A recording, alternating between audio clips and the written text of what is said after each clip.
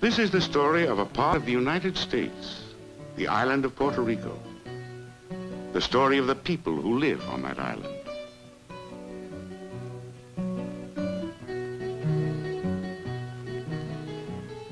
This is a land where many live by farming, where a man's living comes from tobacco or coffee or citrus or sugar.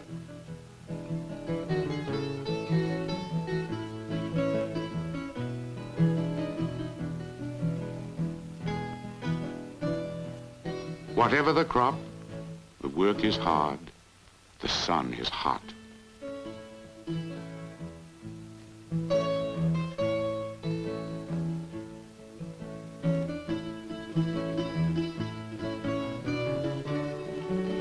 The work is hard, the land is poor. It is difficult for a man to earn a living.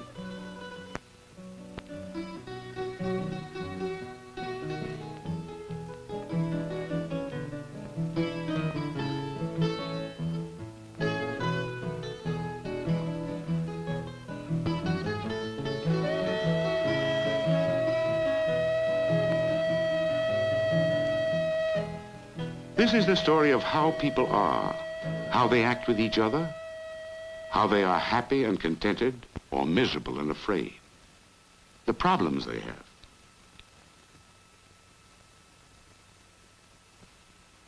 Island, the land itself, the poverty on the land, have much to do with the nature of a man, a woman, a child. But the nature of people, the way they are, grows out of other things too. It grows out of the feelings a man has. The way he feels toward the men he works with, toward his wife, his children. This is a story of some of those feelings that men and women have. How those feelings affect the children, how they help to mold the way a child grows, the way he develops into a man, the kind of man he will be.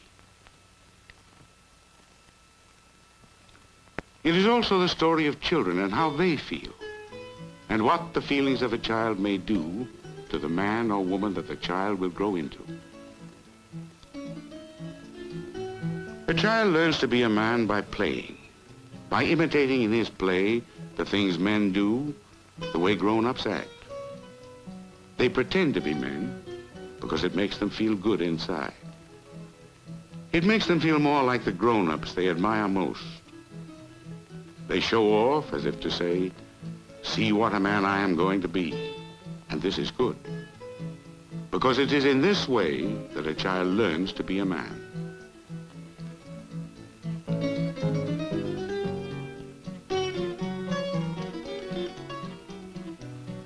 But sometimes, without knowing any better, the child imitates only the bragging, unhappy part of a man. Que macho. What a man. But is that being a man, a real man? Sometimes a boy never becomes a man because he never stops pretending. But not every boy must just show off. Juanito can play at being a man by sitting quietly and enjoying the company of his father, Tomas. Every man wants his son to grow up to be a true man, and his daughter to marry a true man. But who knows if this will happen? Too often the boy will become a turkey, a peacock, a fool. And the girl who loves such a man may become a disappointed, unhappy wife.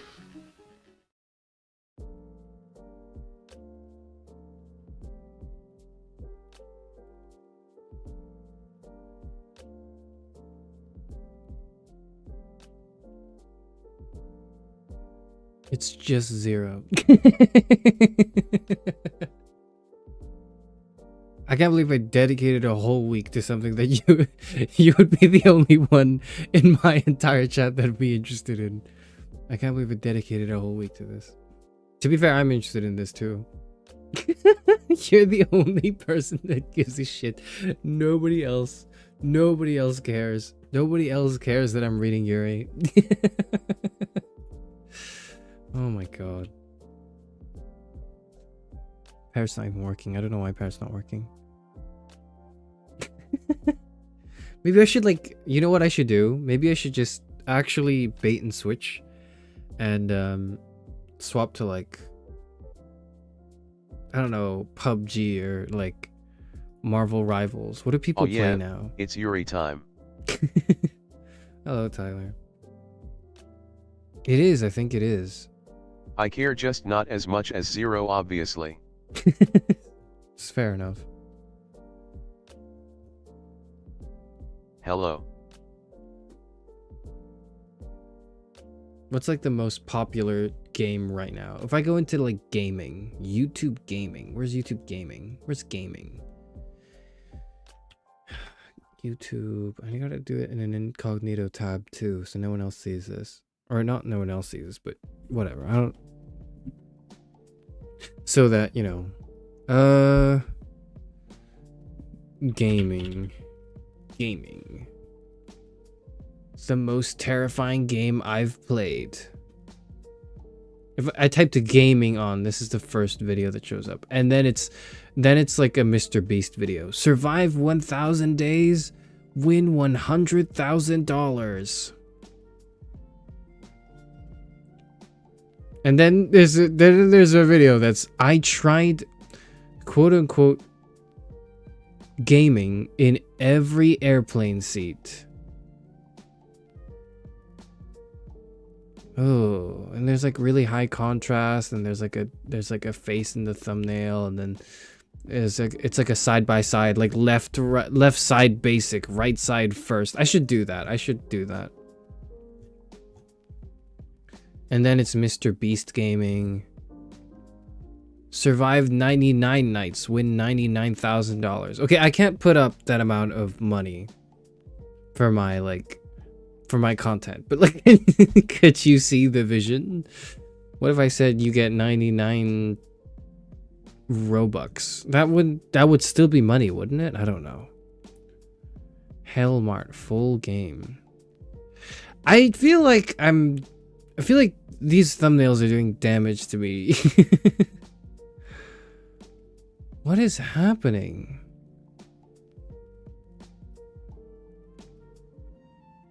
What is happening?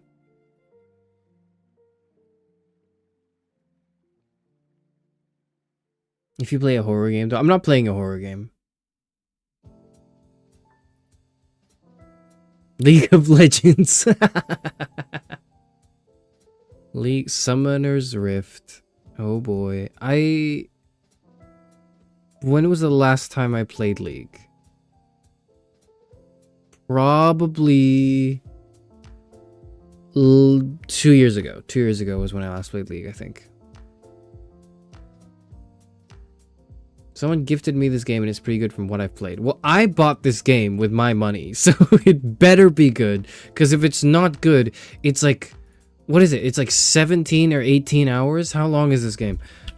Please be happy, VN length. It has voice acting. So I've heard. I know it has voice acting. Japanese voice acting. But when I clicked on the store page, what made me go, you know what, I want to try this, is on a second PV, apparently there's English voice acting. And one of the voice actors is Dotovu, whom some of you may know. So is that in the game? Is that in the game?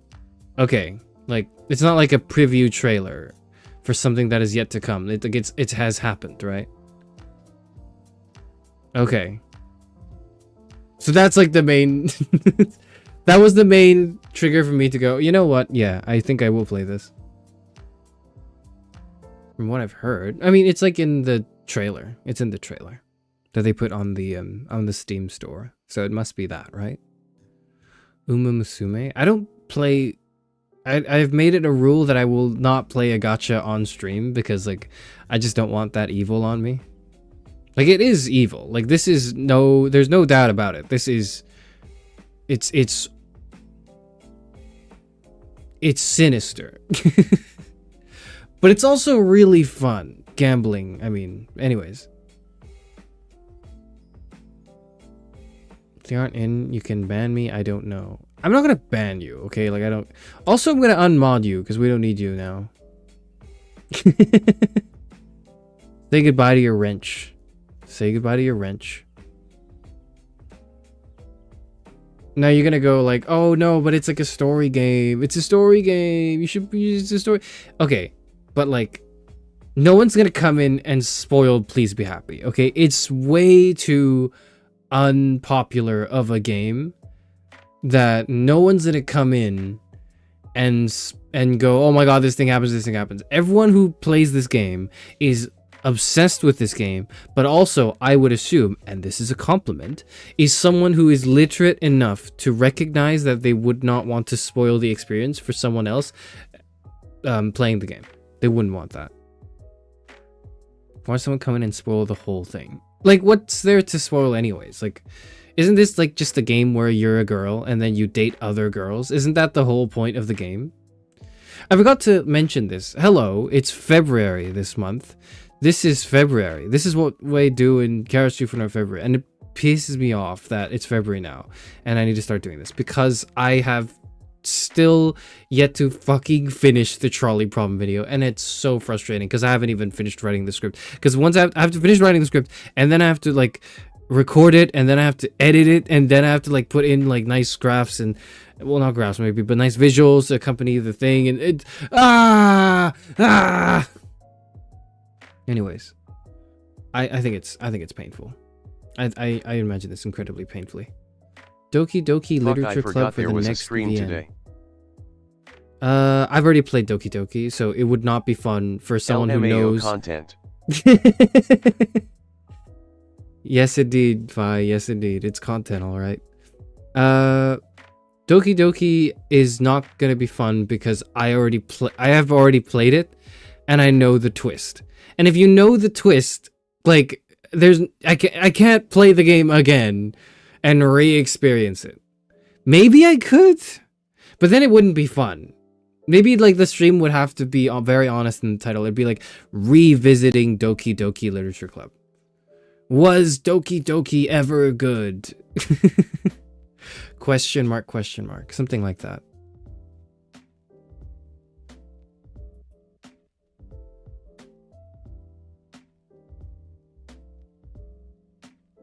On me? Okay, yeah. I forgot to as well. I forgot there was a stream today. Me too. I forgot there was a stream today. I went out, like hung out with people, and then I came back and home, and I was like, whew, okay, that was enough, like, things happening in a day. And then I went, fuck, I have a stream. Shit. Because we were supposed to, okay, the thing is we were supposed to, like, hang out tomorrow, and then something came up, and it's like, they couldn't hang out tomorrow, so then we had to hang out today. And, like, I didn't, like, when I was making my schedule, I was thinking, okay, if I'm hanging out on Friday, then I'm not gonna burden myself with two things. As if, like, these are the worst things you could do in life. Hanging out and streaming a video game are just two things you have to suffer through for some reason. I don't know why I'm framing it that way, but whatever. You know why? Okay, you know why I'm framing that way? You know why I'm framing it that way? Because, like, oh, shit, okay. I can say this. They don't know this channel exists, so I could say this. Like, okay, so it's like a group of people, okay? And there's no, like, way to say this. There's no sugarcoating this, okay? But I was, like, the only dude in, like, the group. And the thing is, like, when we were hanging out, like 70%, okay, maybe not 70%, like I wanted, like 60% of the time, like we were going around like shops, like looking at stuff. And the thing is, that's what puts me in tune with my masculinity. Like, I think normally I'm kind of like, whatever, like I like I don't really care what gender I am. But the moment we spend like hours in different stores looking at like fragrance products and like makeup and like accessories is when I'm like, okay, yeah, I'm feeling in touch with my inner masculinity right now. Like right now, the inner part of me is going like, man, this is not like, and I you know what? I think it's not even, I don't think it's because there's like, I don't think it's because I'm like, I hate this and this is horrible. and like, oh, I feel like so emasculated or whatever right now. That's not it. It's because like I just kind of don't really enjoy consuming things. I don't really like buying things. I don't really get into it, and this is unfortunately a somewhat gendered phenomenon. Like, and I don't mean it in like a like, you know, gender's constructed and all that. I don't have to explain this to you. You're part of this. You've watched my streams. If you've watched more than one of my streams, you would know my take on it. Okay, whatever. But like, it's like I can't bring myself to really enjoy buying, like shopping for stuff. I think like because it, to me, it's like I already did that. And so if, because I've already done the shop, like I know my sense, like I know what works. I know I'm never going to wear like earrings. That's for sure. So I don't have to look at earrings because I'm like, these are just not going to work on me. I did anyways. And I did it anyways. I wasn't like look, I wasn't standing outside the store, like with my arms crossed going like, this is annoying. I wasn't doing that, okay? I was like in there. I was with them. I was hanging out. We were, you know, talking about like, you know, accessories and stuff. But it's just a part of me was like, man, I can't do this for this long. I still want to hear your take on this. What about gender and sexuality? What do you mean you already have, Blackie? You know, okay, it's like it's all constructed, okay? When I say that I'm the only dude in a, you know, in a group of people that is going around, and like we spent like 70% of the time of the hangout like going around shops and looking at stuff, like, and I mean, and like and that put me in touch with my inner masculinity. What I mean is not that inherently because I am a man or like I'm a male or whatever, like that like I'm predisposed to not enjoy these things. It just so happens that like it is like shopping for stuff is a gendered thing that we like, not like we as in you and I mean like we as in like society have collectively sort of put on as like a feminine thing. Now, it doesn't have to be.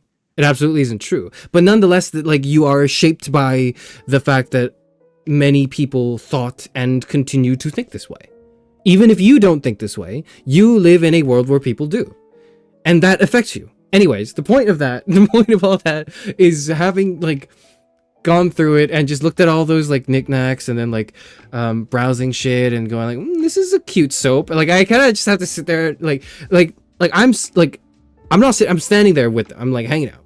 But then in my head, like the little person in my head is sitting there going like, man, I really enjoy doing like an event right now. Because this isn't an event to me. This is like we're burning like time. That to me, it's for some reason, it's because it's just because like, it's not like I don't like thinking about wearing accessories or like thinking about clothes or like earrings or like, you know, like, or like perfume and scents and stuff and like, you know, just cute little things like little knickknacks and stuff. It's just that I already have those things. Like I already know what works for me. I know what I'm looking for, and I've just sort of decided that already. And because I've already decided that, I don't need to go out shopping for more because I already know like this is it. That sounds like a blast. You just suck. So I get it. So I understand why you would say that, because like, and like the thing is, I didn't bring it down. I wasn't going like, oh, this is so like boring. I wish we could do something interesting. I wasn't doing that, okay? That would be the last thing I'd do, okay? Like I'm hanging out, okay? I'm with everyone in this. It's just like it did put me on like a sort of reflection. Like I did have a little bit of a reflection, I guess.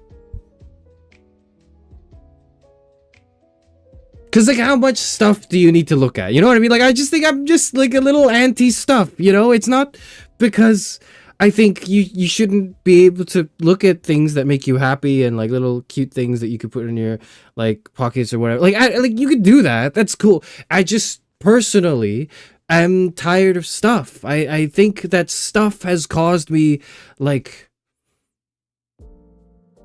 The pursuit of stuff is something that is so deeply ingrained in consumer culture that I am so vehemently opposed to, because like of my predisposition as an angry 60-year-old man waving his fist at the clouds or whatever. Sorry, you didn't hear anything. Anyways, that was me plugging my mouse back in. Like that, like I don't know, man. Like I think like if I that part, I don't know. Because then it's like, if I were a woman, would I enjoy this? Probably not. Like, I think if I were a woman in that circumstance, if nothing else changed, like, I wouldn't. But if I were a woman, having lived through these, like, 60 years of my life, to culminate up to this point, where I'm hanging out with some people, and then we're, like, you know, looking around some shops, I may like it. I might be more, like, predisposed, because, again, of cultural norms and all that, you know, to embrace and enjoy those things that I currently don't really like. I don't hate it. I'm not like suffering through it, but it's not my favorite thing. My favorite thing, because I have 2 philosophy degrees, is sitting down and talking about stuff that gives you an existential crisis. Maybe that's my neurodivergence, undiagnosed speaking, but I don't know. Okay, like I don't know this. I don't understand myself. Men want to do an escape room and then get food and go home. True. Okay, I want to do an escape room and then get food and then go to a bar and then go home. Like the implication is you go home anyways at the end of it. But like, I want, you know what? Yes, it's an escape room, it's food, and then I want to go get drinks. What if you went to the Japanese bookstore with them? That would be cool as hell. We went, okay, it wasn't today, but like the other day we went to like a bookstore, and that was nice. That was like enjoyable, because I'm like, I fuck with this. This is me. Like I'm happy here. You know? It's not to always buy, it's just to look. I know, but like they want you to look so that you are more, so it's sticking in your brain, and you would think, I could buy that. I won't, but I could. Like they want you to think that, right?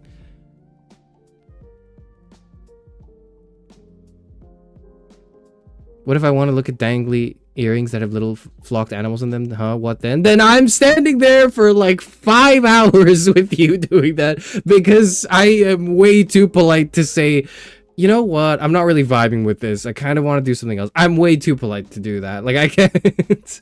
I'm not gonna be like, this is like, I'm not gonna, because I'm the only guy who's also like not really, who's just not that into it. Like I can't be like, hey group, we're not doing this thing because I'm not vibing with it. Like I can't do that. Okay, that would be rude.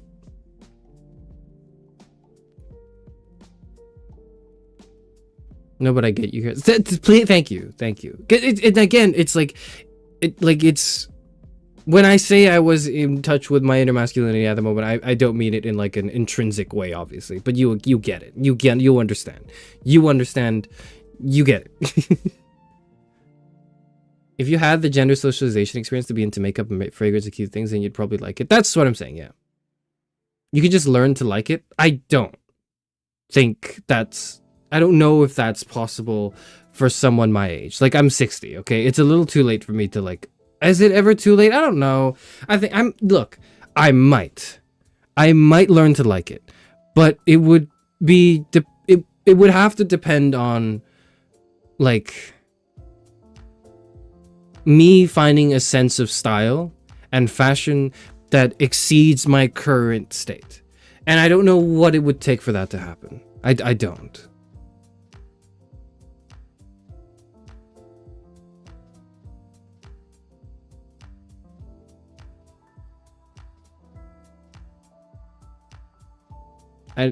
I do female hangouts, but I know about male hangouts too. Guys want to do something. It's never just let's look at stuff. It's my phone is broken. Let's go to the mall so we can go to the Apple store, get it fixed, and get some food. So to some extent, it was like a little bit of both today, because it was like, okay, we have an agenda. We should get these things because some people need some things. But then like that kind of morphs into the let's just look at stuff in the mall. I just, you know, I don't get, maybe it's a guy thing. Again, maybe it's a socialized thing in me to think that if I'm hanging out, I want to do something. Like, I think you can definitely do other things. Like, you could definitely hang around and just look at stuff while, like, in the whole day of doing things. But there's got to be, like, an event. And, like, and if the event is flimsy, it's kind of like, I don't know. Can you start dressing like an e-boy and wearing 80 billion silver rings? One of them joked that I should like try like one earring on one side of my ear and like be an edgy emo boy, and I was like, no, I'm past that phase. I'm way past my edgy emo phase. Way past that. I'm 6 years old. This isn't gonna work for me, please.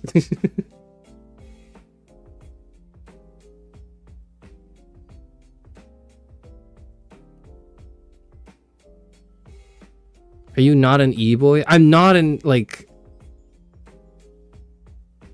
What the fuck is an e-boy again?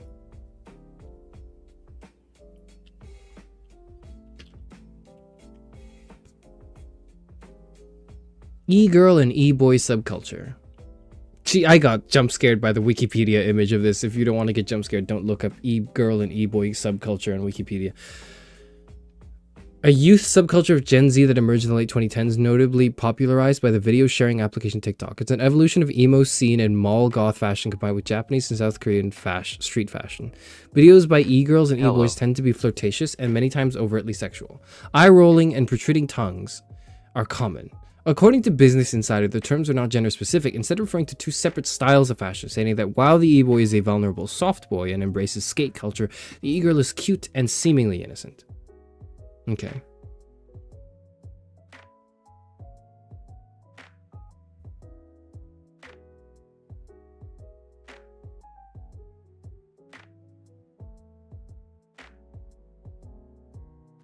He's 60 years old. He's an E-man. Yes. I'm too old for this. Please be emo. I'm not emo. It's over. It's over. It's not. It will not occur again. Yes, but be careful. Wear the earring on the wrong side and suddenly you're gay. Which side is that? Which side is the side that makes me gay? Which one? Is it my left or my right? Is it like on? Is it the top of the? Is it which part of the ear? Is it like the notch? Like what? It's the. So which one is that? I don't want to like. I don't want to put an earring on the gay side of my ear because like.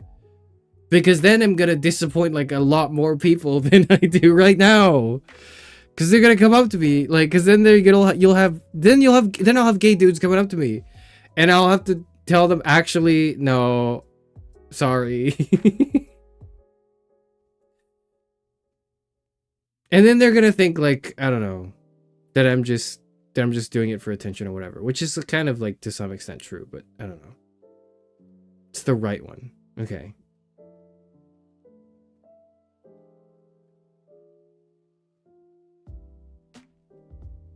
I need you to type the suggestions. Which earring into your search bar and see the suggestions. Okay.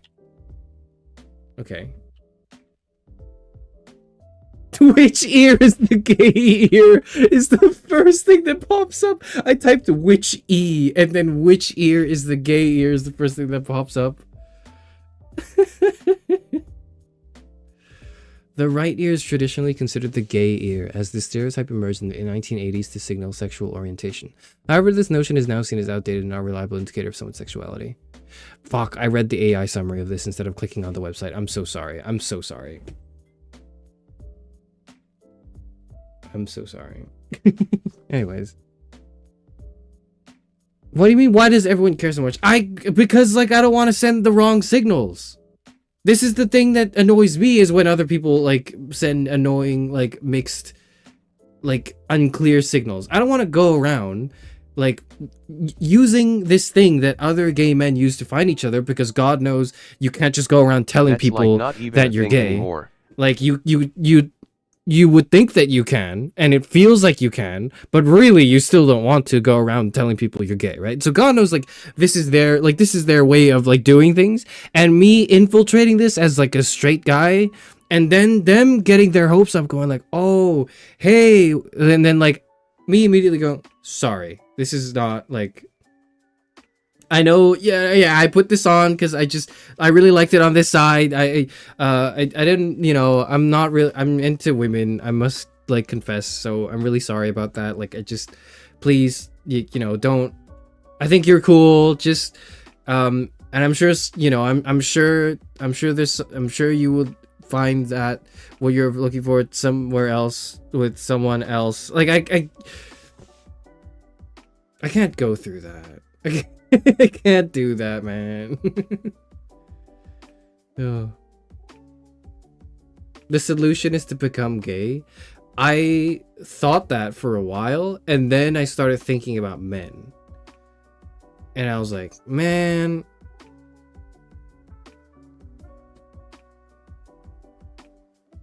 I'm probably straight. Yeah, like this is not the same. Like it's not this like when a handsome man shows up, I'm like, "Oh, cool." And then like if a really cute girl shows up, I can't speak. Like I've lost my I genuinely I still can't like do it. Like I'm paralyzed in fear from the perception of myself. All of a sudden, I'm 100,000% self-aware, and because that self-awareness has been cranked up so high, I end up not realizing that what I'm doing is awkward, and then I become awkward. It's so bad, and I just there's no bisexual way to explain this. There's no pansexual way to explain this. Okay, I just like it doesn't. I don't get it.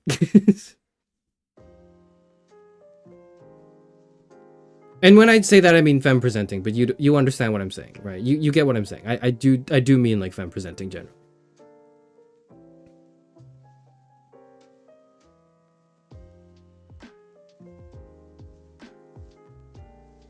You act like if you wear it on the gay side, you'll end up in a 7-year-long committed relationship with a man with an adopted daughter named Autumn.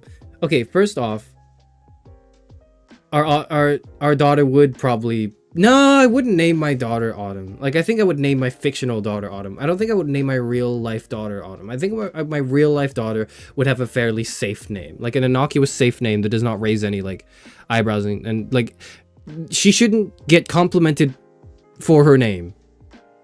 It should be a normal ass name that nobody thinks about. Because that shouldn't be it shouldn't be too unique. Because if it is, then people will, like, they might bully her for it. Okay, and I'm not having that. I've lost track of what I wanted to say. I forget what I was trying to say.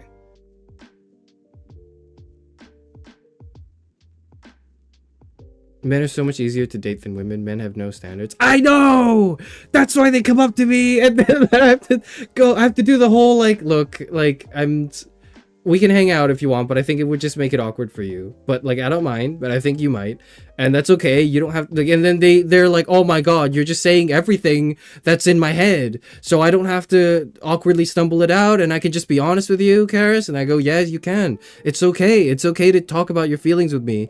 And I won't make fun of you for it. And I think it's cool. And I really hope that you get what's best. And then like then it's worse because they're like, why are you straight? And then I have to go like, well, it's like, you know, I don't know, man. I just kind of am. Axe will be disappointed. He will not be, because he has no doubt about it. Many, many, many opportunities in life that won't have to involve a romantic entanglement with me. That I'm sure would be equally, if not more, satisfying. Okay?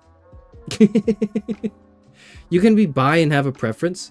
I could. So here's the thing. I'm heterosexual until proven otherwise. I'm heterosexual until like one day a man shows up and I genuinely cannot explain the emotions I'm feeling with this person, like other than like, holy shit, I might have a crush on this guy. So if that person shows up, I am then bi with a preference. Otherwise, I am currently straight. It's easier for my image. It's easier for my like interacting with the society at large right now to just go, yeah, I'm just a straight guy, you know, it's cool. Like, and I don't have to explain anything to anyone. I don't have to worry about any like hate criming going on. Like, I don't have to deal with any of that. Okay. And I'm just going to cross that bridge when I get there. Mask women are hot. They are, which is what troubles me, is like, I don't understand what I want. Because feminine men don't really do, they aren't really, I'm not really that interested in them. Masculine men, even less so. But then like masculine women, for some reason, are interesting to me. I don't know why. You're saying Axion has standards? No, I'm saying Axion has options. Both, actually. But the point I'm stressing is that he has options. Okay, unlike all of you.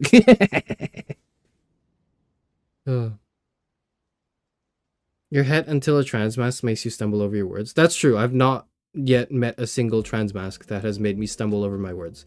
I've met like really nice trans masks peeps that I've like enjoyed hanging out with.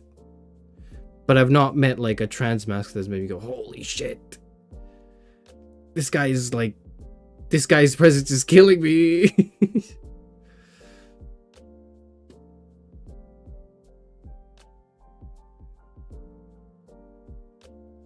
Charis hates femboys. I just don't see the appeal, maybe.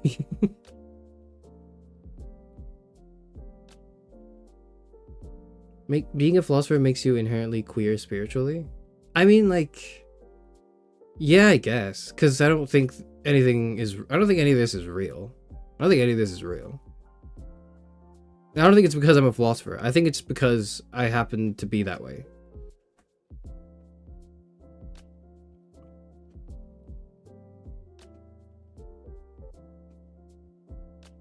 To me, masked women are hot because they flaunt gender norms, and I find that to be extremely attractive. Okay, but like, I can't explain why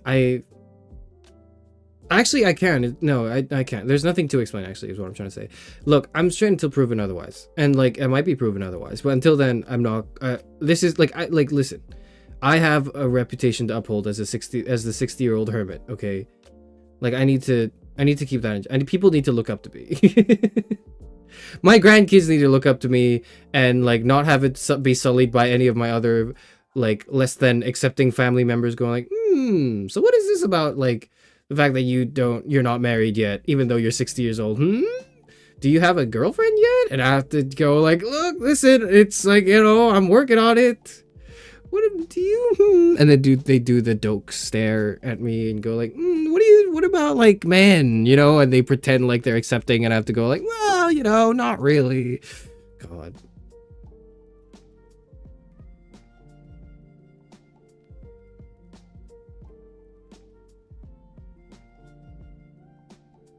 I'm attracted to sufficiently feminine people, whether they're men, women, or non-binary. I feel like that is, like...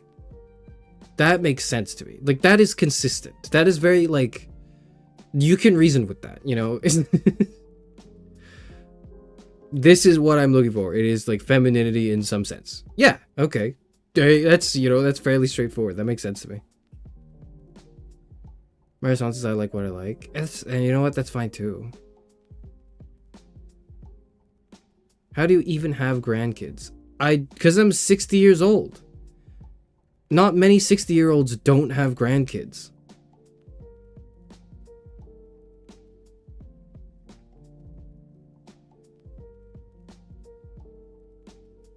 I don't know. Anyways, sorry. I need to... Speaking of, like...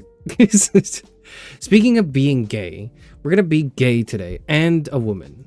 I'm gonna be gay and a woman. I'm gonna be a gay woman today. And I think for Sunday as well. Because I'm gonna stream this game on Sunday as well.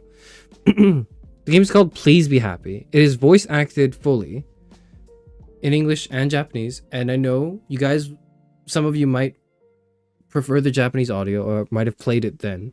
But one of my Oshi's Dotovu voices one of the characters. So like, I can't, you know how it is. You know how it is.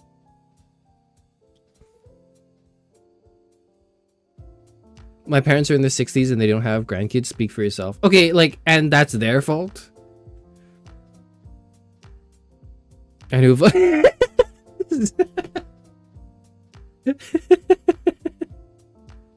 I didn't read your comment, Zero.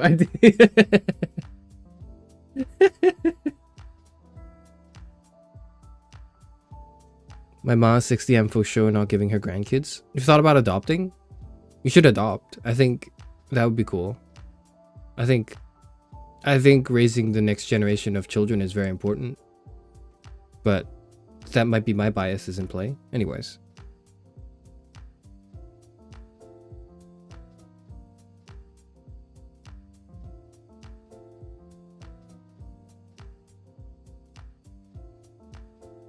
My mom had my brother and I at 30. Can you be nice? Okay, I'm nice to her. I'm not being rude to her mother, your mother. I'm saying I'm saying it's not her, it can't be her fault that she doesn't have grandkids yet. Like, how could it be her fault? She's already done like everything she could do. She's like, that's it. She's passed it on. There's no more weight and responsibility on her. Okay, this is it. Anyways, let's play the visual novel now. Let's play the visual novel. Okay, one last thing before we play. Sorry, I know it's been 40 fucking minutes, and Zero is just like gnawing at the cages, or gnawing at the bars of the cage or whatever. But like, okay. Welcome to February. I'm Charis Euphranor. I'm the first and last philosophy VTuber, the last librarian of Alexandria. And on Februaries, we play and experience and do things that are included in the themed month of love and romance and stuff like that. Now, this is the second year we're doing this, because this is the second year I'm streaming. Last year, we did February. It was not a success at all, because I ended up with a lot of IRL shit going on in my life that like I couldn't really start most of it until the end of February, and then I extended it a bit into March. And we just didn't do as much as I wanted to do. More different things too. We played a bunch of games, but I don't think we like watched many things. I don't think I discussed many things too much. So this year, alongside my general sentiments for how I could improve what I did last year, I also want to up the stakes. So I don't want to just do last year again, but like slightly improved. I want to do last year and then more. I want to do something new this year, or like something more ambitious, but still sticking to the theme of like romance and love and all that. And without spoiling it, all I can say is, if I can get all my shit together and do everything at the right amount of time, in the right time, and get all of my stuff out the door and finally finish my goddamn trolley prom video that has taken me so long to write. Like, I literally started writing this at the beginning of the year, thinking, oh, at the end of the month I can like, I'll publish this. No, I was thinking in the middle of the month I would publish this initially, and then I realized it'll be the end of the month. It's the 5th of February today, and I'm still writing it. I'm on the last like leg of it. I'm on the last part. So it's mostly done. But holy shit, it's taken me just a month to write this. It's like 3,000 words. This is longer than say it now too. This is longer than most of the essays I've written. Say it then as well. For my degrees, like not all of them obviously, but some like a lot of my essays were like just 2,000 word essays. And they were short, concise, and like just revolved around one thing. This fucking trolley bomb video is like 3,000 words, and I'm not done. It's fucked up, man. Anyways, if I get that done, I can finally only 3K. Yes, because in analytic, at least in like the analytic tradition from which I wrote, the concision, is that a word? I hope that's a word, was the point. The point is you're not writing 10,000 words. The point is you're only writing 2,000 words and explaining your concept in crystal clear detail, not wasting a single word. That was the part of the challenge, was the word like limit. Conciseness? Okay, conciseness. Yeah, conciseness. The conciseness is the point, right? Concision as well, I think both are good. Okay, yeah, whichever is fine. But that's the point, right? Like, is you have to be really, really concise with what you're writing. And like, I'm a little bit more yappy in my trolley problem bit, but only because there are certain, I'm not gonna get into what it is. But anyways, the point is, I wanted to finish that video and upload that like a week ago, and I haven't. And I need to finish this and upload it like probably by next week or something. I don't know. I need to just fucking finish it. But because I have things planned for February too that I want to do. That was, you know. Okay, the long and short of it is like, if everything goes according to plan, I'll have something you'll have something to look forward to next week. But I don't think everything will go according to plan, so I don't know how it will work. What I will say, though, maybe just as a preemptive sort of like compensation for the fact that I'm going to be late for that, is that February will last until mid-March. we will do the love and romance themed things until mid-March. Like, that's when it ends. It ends on the 14th of March for White Day. It's White Day, right? That's what it's called. Isn't that what it's called? Yeah. Yep.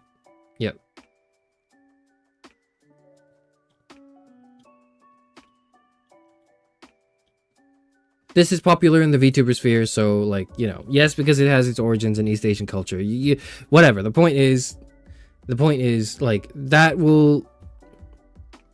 this thing will last until White Day, because I think like that rounds it out better than if I ended it on the end of February. Are you taking time off for Lunar New Year?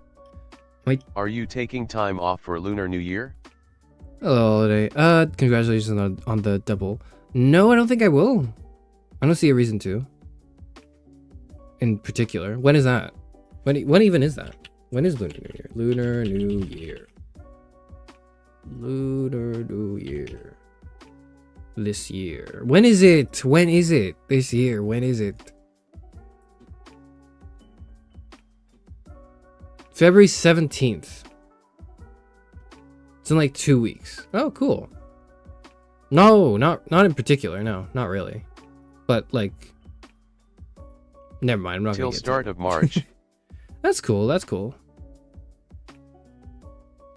Happy New Year again. This is preemptively speaking.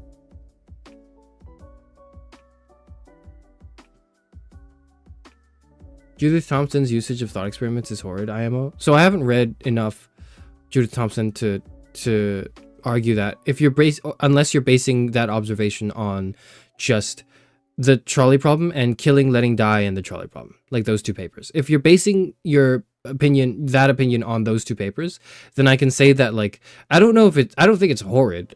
I actually think it is the progenitor for something very compelling. I don't think it itself is compelling, but I feel like it's like a necessary step to get to the compelling nature of the current trolley problem at large. Basing on trolley problem plus a defensive abortion. I haven't read the second bit yet. I haven't, so.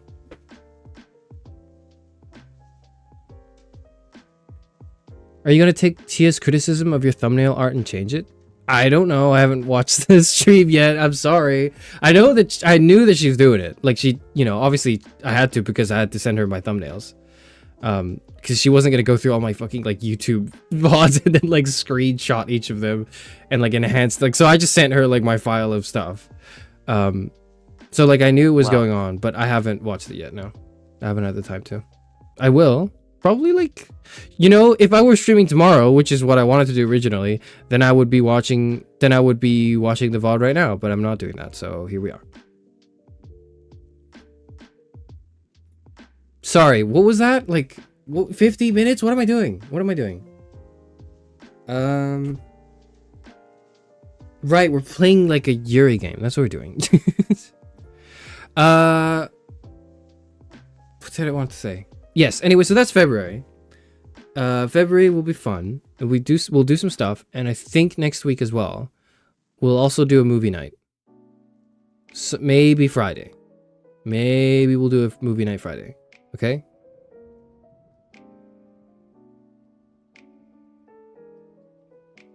Maybe.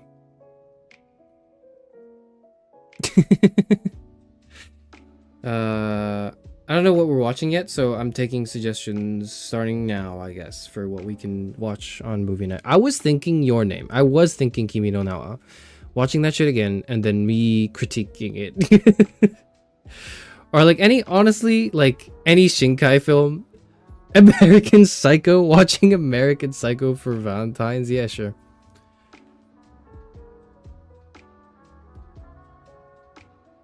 I haven't really thought of what to watch yet, but yes. Princess Bride? I haven't watched Princess Bride, so maybe that one. Who knows? Maybe that one. Your Name is a banger. It's the only movie from Shinkai that's okay. Every other movie from Shinkai is fucking boring. There, I said it. As a VTuber. I know. Holy shit, okay. Sorry. Where's the game? There's the game. Volume check for everyone, please. So glad I made it to the Yuri stream. Welcome to the Yuri stream. Please be happy. Is that my Oshi? Holy shit.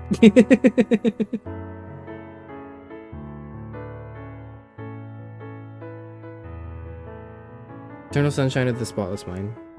Maybe. I've heard of it.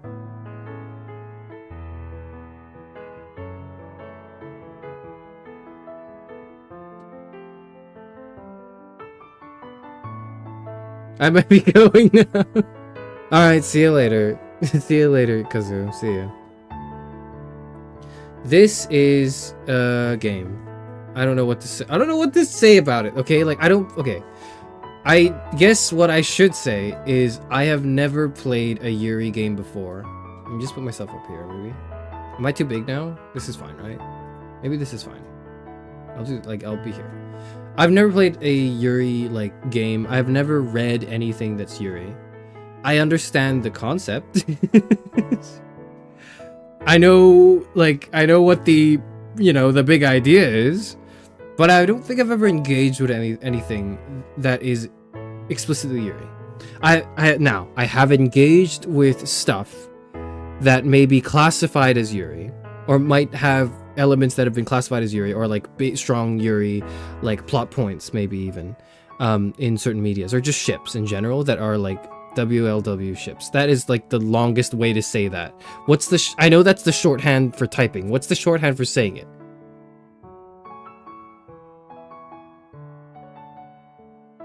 Anyways, because W is like 3 syllables, man. W is 3 syllables.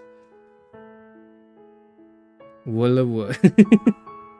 Lesbian. It's not, but it's not quite lesbian though, because the genre involves relationships between women. Yeah, that's cause Charis only engages with things that are classified as YAOISMH/J.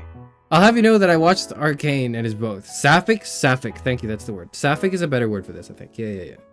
Because I was gonna say, like, it is not quite the same thing, because lesbian is a sexuality, and this is like a genre of, like, thing, right? He likes his... Okay, so I've watched media, I've consumed media, I've played stuff where, like, the goal of it... Not the goal, sorry. The goal of it is entirely something else, but within that journey, there is a yaoi and yuri, so to speak. Like, this exists and it happens. Honkai Star Rail is a quick example that comes to my mind. I think my yaoi awakening was Dr. Ratio and Aventurine from Honkai Star Rail, and the most recent thing has been like the Road to Empress stream that I did. But I've not played anything that's explicitly like themed as a yaoi thing or a yuri thing. I've not done that. So I thought, let's start off February by being a girl who is in love with another girl. I think that makes sense. I feel like I understand. I feel like, here's what I think. I don't know if this is true, so I'm going to test this theory when I play this game, right? I feel like I would resonate with the experience of being a woman in love with another woman more than I would resonate with the experience of being a man and loving another man. Like, I feel like I'm more woman than I am gay, if that makes sense. Now, like, at the end of the day, I'm still like a straight guy, so it's like, I don't know how this falls into my, like, conscious thought and my overall experience with things, but we'll see. I think we'll find out.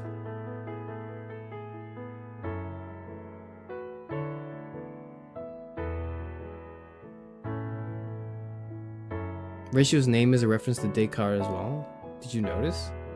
Is it a reference to Descartes? I know he has references to Descartes in his, like, kitten stuff and his, like, dialogue.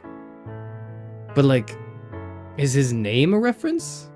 I don't know what isn't his name sort of just like a play on like the mathematics professor vibe?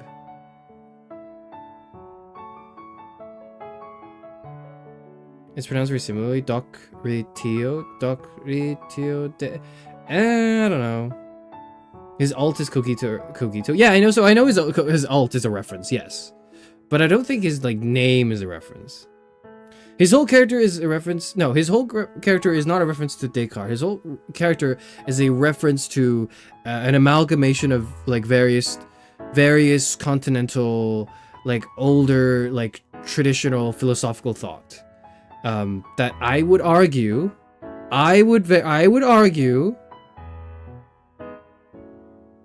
is less philosophical and more educational. Like, he's less of a philosopher and more of an educator.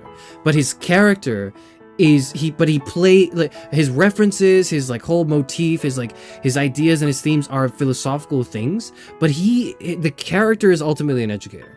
And there is a stark difference between a philosopher and a philosopher educator, which I'm not going to get into because this is going to be a 5-hour stream of me talking about Dr. Ratio and why I bit his whole shtick when I started this channel. Or I would have if he came out at the time that I was conceptualizing this. Anyways. Honestly, I haven't gotten to him in the story yet, so I don't know. Hey, look, he's great. I love him. Anyways. This is the game. We're playing the game. Options. Always double check your things before you head out.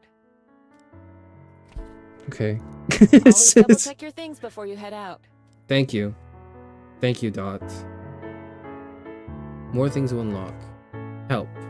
Hide the UI at any time with H or middle click. I don't think I'll need that. Take a screenshot. I think I'll be okay. Toggle auto mode by K. Got it. Let's read a story Okay, together. GTG by E. See ya. The moment we get into the Yuri. See you later, Lackey. Fog settled over the forest far from the villages and towns, and with it came silence. I thought someone was reading this for me. I have to read this myself?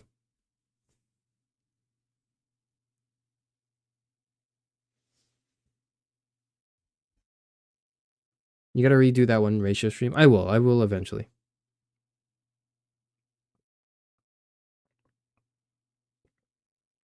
Just the character voices are coist. Okay, that's fine. I guess I'll be the narration then. Also, I'm turning Parrot off because I don't want to hear you, Parrot. Get out of here. Okay.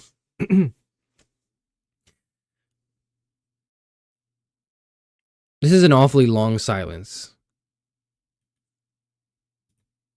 What the hell? I clicked. Wait, I thought middle mouse button is like auto advance. That's K. I clicked the middle mouse. That was hiding the UI. K is auto advance. Birch trees. I should just turn it off. Fucking. Birch trees shivered, pondering the weather, and dropped their leaves in fright. Streams bubbled, unseen by man, and babbled like the birds in the trees.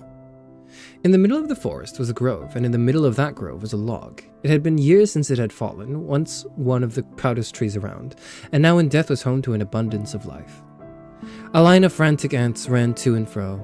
Mushrooms, cloud-like and pillowy, sprouted across one side, like a footpath for fairies. Nearby, an old toad flopped contentedly in the mud. And inside the deep, damp hollow of the tree, something slept. A traveler strolled into the grove. Their steps were slow and tired, and they spotted the log with relief, like greeting an old friend. Weary from the day's journey, the traveler sat to take a rest. Whoosh. With a scrabbling of nails on rotten wood, a shadow bolted from inside the log to the tall grass nearby. The traveler watched the brush rustle as a faint patch of fur appeared within. "Hello there, friend. I didn't mean to disturb you." They held their hand towards the grass, offering a piece of dried fish. At first there was no reaction, and then, first the snout appeared, quivering as it tested the air. Then followed the rest of the fox, sleek and tawny as she took several slow steps forward. Her amber eyes were alight with mistrust, but also with wild curiosity. The stranger sat unfazed, their offering still outstretched. They dared to meet the fox's eyes, and in that glance felt something kindred. As the fox closed her jaws around the gift, a bond was made. "Maybe we aren't so different, you and I." The traveler returned the next day and the day after that. Each day they brought some treat for their new friend. Each day the fox's steps grew a little more trusting. One day when the traveler arrived, the fox was sitting in the clearing, waiting patiently. Hello, my friend. Have you been waiting long? The fox peered up at the traveler. Her amber eyes were warm and trusting. She accepted her gift of meat, gnawing it at the traveler's feet then and there. The traveler sat, imprinting into their mind the feeling of the wood beneath them, the clean air around them, and the tender bond of companionship. Where is your home, little fox? Is it here in this grove? Or do you come to see me too? This will be the last time, I'm afraid. I feel like it's not loud enough. What do you guys think?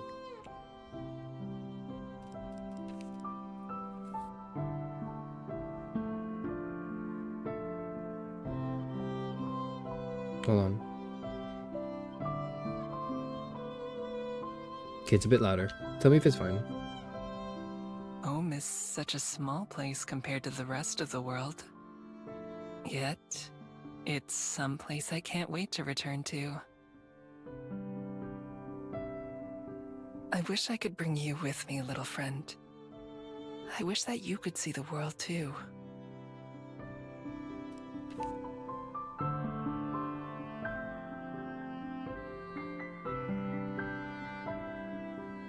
Okay, that should work.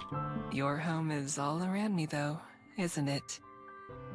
It's wherever the trees are, wherever the leaves fall. I just think the music's a little loud. Give me a second. I'm so sorry. I'm like, I need to get this all done now so we don't have to do this later, right? That's the idea. Did it even apply? Okay, it does. It should work. It doesn't feel like it's getting any softer. I might just... How far do I have to... We'll do like here. Okay, we'll go here. We'll do this. Little fox, perhaps it's you who's the more fortunate of the two of us. Am I the fox? All too soon, it was time for the traveler to go. As they bade goodbye to the forest and to the fox, they knew that they would not return, but that they... But that they would...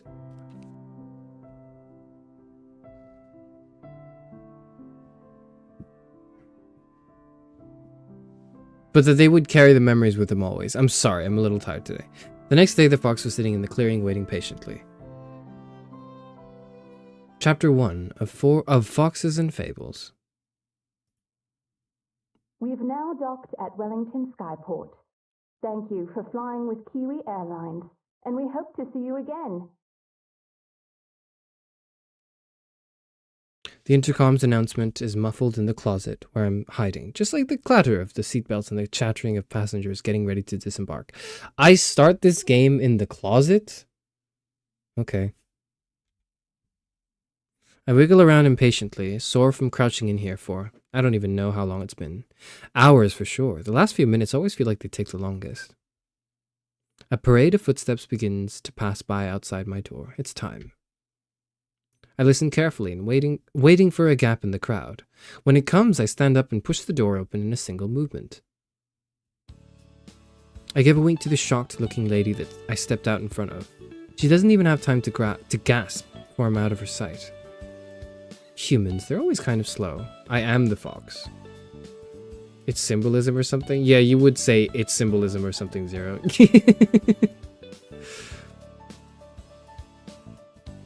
I nod at the smiling flight attendant as I pass her by and then throw up my hood to cover my face. It's been a while since I last flew, but it doesn't seem like things have changed much. It's always been harder to sneak on than it is to sneak off. Iconic start. I mean, like, why was I in the closet? And then why is that the first scene? What is it implying? What's it saying? I follow the crowd to the end of the walkway and step out to the ground. After a long stretch, I take a deep breath and savor the fresh air after being stowed away for so long. Wellington Skyport, New Zealand. Is it because I'm being smuggled? That's why, right?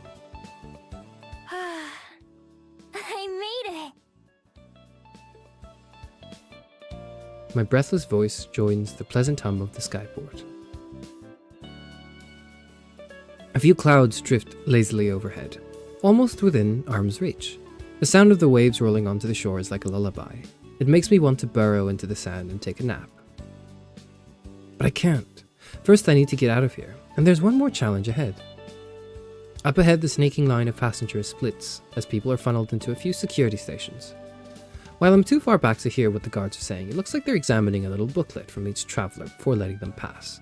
Humans sure like processes and procedures. I definitely don't have a booklet like that. Glancing around, I hope to find another way out. An open window would work, or even an unguarded exit. I'm pretty sneaky when I need to be. Unfortunately, it looks like the only way to leave is to go through security. Without any other option, I join one of the lines and prepare myself. I'll have to do this the old-fashioned way. The line moves briskly as passengers are cleared one after the other, and I'm almost at the front of the queue before I know it. As the passenger in front of me approaches the booth, I listen closely. Good afternoon. Passport, please. Right here. It's good to be home. It's good to be home, yes. I'm sure. Welcome back. This doesn't look like where this man's coming from. Anyways, she stamps something in the man's booklet and then hands it back to him, and he continues on out of the skyport. Next. That's me. I don't know what they do to people without any papers, but I don't want to find out. I'm sure it involves a lot of questions, being escorted around and other unpleasant stuff. Casually approaching the gate, I put on my brightest, friendliest smile while keeping a slight distance, with my breathing steady and tail calm. I'm sure I put on a convincing act. Passport, please. Of course. I fumble around in my pockets, pretending to look for my passport. Instead, I grab the useless, clunky phone that I've been carrying around and let it clatter to the ground at the guard's feet. As expected, she bends down to retrieve it for me. Oh, let me get that for you. And I make a run for it, bolting ahead and rushing past the security booths as quickly as I can. Top 10 ways to get arrested immediately. Number 1, sprinting through airport security. It's probably not number 1. It's probably number like 7. Number 7, running past airport security. Hey, you wait! Stop! By the time they realize what's happened, I already have a few seconds head start. My inhuman speed combined with the natural chaos of the skyport should also buy me a bit of time. Still, I've got to get them off my tail.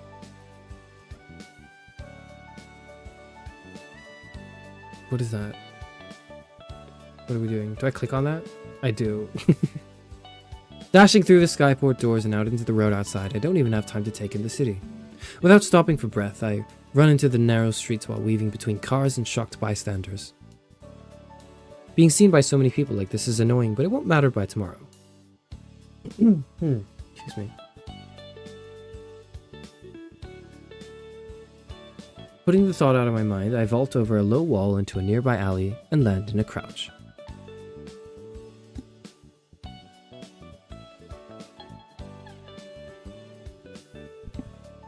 Out of sight, but for only a moment. I close my eyes and relax my muscles. All feeling disappears except a slight warmth against my neck. My secret weapon. What? Oh, the unremarkable looking necklace is one of my only possessions, and by far the most important. A certain one of the beads strung around my neck begins to heat up in response to my will, a soothing warmth flowing through my body. My hands and feet begin to morph first, the fur chasing up my arms and legs as they distort and shorten. This sensation was so bizarre the first few times I tried, it's amazing how it's become second nature by now. Closing my eyes, I let my body and head shift in turn. The face is always a little uncomfortable, my once human face changing and lengthening into a snout with some difficulty. The process complete after only a few seconds. I opened my eyes not as a human, but as a fox. Whoa.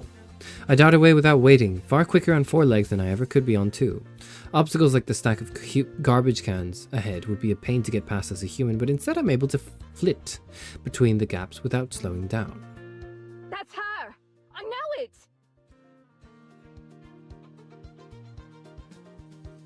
I need to turn the volume up a little bit.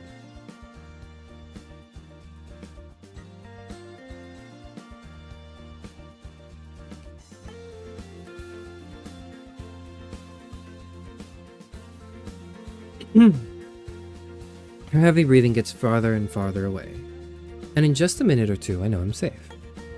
I don't know where I am, but it's not like I knew where I was when I started running. I almost feel bad for the lady who was chasing me. She never stood a chance.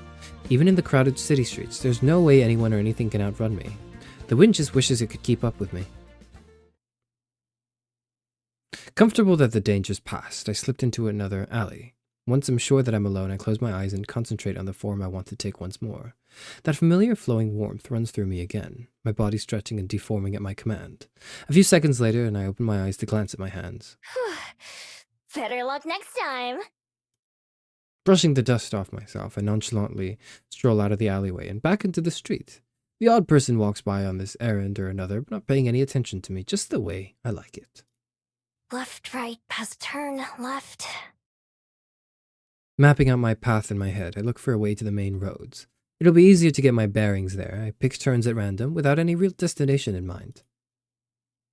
When I decided to make the journey to Wellington, it was pretty impulsive. I'd overheard another pair of travelers talking about it, and how beautiful a city it is. With a moment now to take in the scenery, I can see they weren't wrong. The streets around here seem like a mix of homes and businesses. Everything is very colorful, even the brick walls are covered in pictures and paint. In the distance, I can see green hills that are lined with houses, as well as green hills that are completely empty. There are a lot of hills, now that I look around some. From just a few streets away, the sound of pedestrians and busy intersections floats my way. I head in its direction, taking shortcuts through yards and driveways when it's convenient. In one lawn, a big dog growls at me as I walk past, but when I transform and growl right back, he tucks his tail and runs away. Dogs and I have always had an understanding. After squeezing through one last narrow side street, I finally emerge onto what looks like a main road. There's no cars here, but tons of people on foot. There are brightly colored signs and decorations in most of the buildings. In the middle of the street, there are fountains and benches and trees and all kinds of stuff. The best part is the variety of stores. When I stroll past a few of the windows and peek in, I can already tell that I'll be able to do most of my shopping around here. There are stores with food, but with clothes, and with just about everything else. I don't have any money on me, but that isn't exactly a problem. What is the problem is that it's too crowded. Dodging a couple of security guards is one thing, but trying to escape down a busy street with lots of people could be too much even for me. I'll just have to remember where this place is and make another visit later, after all the shops are closed. Then a man in a bright coat hurries past me, talking loudly on his phone in a language I don't recognize. He's so distracted that he doesn't even notice when his wallet falls out of his pocket and onto the sidewalk. I notice, of course. Seizing an opportunity, I zip over and snatch it up. Prying open the black leather pockets, I find Score. a couple of bills and what I figure is the local currency. I slide the money out and into a pocket of my jacket. By now, the man is so far ahead that he's almost out of sight. I have to hurry to catch up to him to give him back his wallet, and he barely even says thank you. I should have just kept the whole thing. I don't know. It's only fair that I get a little something for myself, since it's not like he would have ever gotten it back without me. I head back to my bench and inspect my prize. A blue bill and a brown one. These feel sturdy, nothing like the paper I expected. 1, 0, 10, and 5. So 15. How old is our protagonist? How old is our protagonist? I need to know. 15 isn't much. I definitely should have kept the whole wallet. Oh well, at least this should be enough to buy myself something to drink. My thirst is starting to get the better of me, as I haven't had anything since I snuck onto the airship. Following my nose, I walk down the busy street until I find one of the many cafes lining the path. The sign hanging above its front door has a picture of a bell on it. Whoops, didn't notice the notif. How's the yuri? The yuri hasn't happened yet. We're in the introductory phase, because I spent like an hour talking about something that happened to me today. I think. I don't know. Anyways. A chiming bell rings out from above the door as I enter. I can't help but savor the wave of refreshing, cool air washing over me, which feels even better after so much running. Hiya! Welcome to the Bell House. The barista behind the counter is the only person in the store right now. As I nod in greeting, and she leans forward with a cup in one hand and a pen in her other. What can I get you? We're having a special on affogatos if you want to try one. Usually, they're like $7, but today, they're only 5. Okay. I'd like a... I'm not sure what an affogato is. Isn't that a vegetable? Not wanting to commit to this strange-sounding drink, I look at the menu instead. Unfortunately, it's full of handwritten, spindly letters. I can't read a single word, and there are no helpful pictures. Safe option it is. I'll just have a vanilla latte. Ugh, boring. But okay. Name? Miho. It's my first time testing out how that name sounds, and I decide that I like it. I decided on the airship that was the name I would use here in Wellington. I've used so many names throughout my life that I can't remember most of them. For each new city that I visit, I come up with something new. Foxes don't have any use for names, so nobody ever gave me one. She scribbles something on the cup with a black marker. If that's how this name looks, then I'm even more pleased with it. $4.50, please. I hand her the brown bill and she gives me back a big coin with a picture of a boat on it. All right. I'll have this ready for you in no time. Okay, it's gonna be a stupid question I'm gonna ask right now, but like, is she also an animal? Or is that just the way her hair looks? I'm sorry. I'm sorry if this is just how her hair looks, and I'm not implying anything. I don't know, because it looks a bit like animal ear. You know, it does. It looks a bit like animal ear. And now that we know our protagonist is a furry, or like as a half animal, then I don't know. Whatever. Anyways. She sure seems enthusiastic. I notice she spins around and starts working, looking about somewhere to sit. I decide on a seat by the window with the sun pouring in. Near the entrance of the cafe, there's a wire rack with a stack of maps and tourist pamphlets, so I grab one of the maps before taking my seat. This cafe is big and bright, with plants everywhere. They're on the walls, on the floor, and on the ceiling. Most of them are real and vibrant, obviously being well cared for. Even the lights that hang down from the ceilings have glass ornaments with little shrubs in them. Seems like I made a good choice coming here. Any place with a bit of nature in it is more comfortable to me than places without. I guess I should find a place to stay. Looking down to the map I took, I traced the path I made from the port to this cafe. It's useful, but it doesn't really tell me anything helpful about the houses in particular. I'll need to find a higher vantage point. I moved my finger along the hills, and I noticed from outside, following the little brown path to a patch of green with a little mountain icon. That should work for now. Miho! That's me. My ears perk up right as the barista arrives and places my drink in front of me. Thanks! I reach over and take the warm cup in my hand, but the barista doesn't let go. Oh. You ready for the rain tomorrow? What's she talking about? Huh? It's gonna rain tomorrow. Okay. I glance behind me out the window. It's as sunny and blue a day as I've ever seen. How do you know that? There aren't any clouds out there. I'm just good with the weather. She is an animal. Anyway, She's if you 100% an forget, animal. Then you'll be sorry. She finally lets go of my drink and heads back behind the counter. People are weird. Does the barista pull that on everyone? Standing on the doorstep, I have my first sip. Oh, this is really good. It's pretty plain but well made. The coffee isn't too bitter, which is perfect for me. With a moment to myself, my thoughts turn inwards as I sip the warm drink. My first travels were in search of someone, but despite my whole life being spent trying, I haven't made any progress in finding them. So I've taken to simply wandering, going wherever I wish, at the time. I've been itching for a change of scenery anyway, so I boarded, snuck onto, the first airship that I could. The best part about owning nothing but the clothes on my back is that I can pick up and leave whenever I feel like it. I take a moment to get my bearings and look around. I see a tired-looking person shuffling along the far footpath with a briefcase in their hand. They stop outside one of the buildings, take a deep breath, and pat their face a couple of times, and then go inside. They must not be looking forward to whatever's going to happen in there. Maybe they have to fight someone.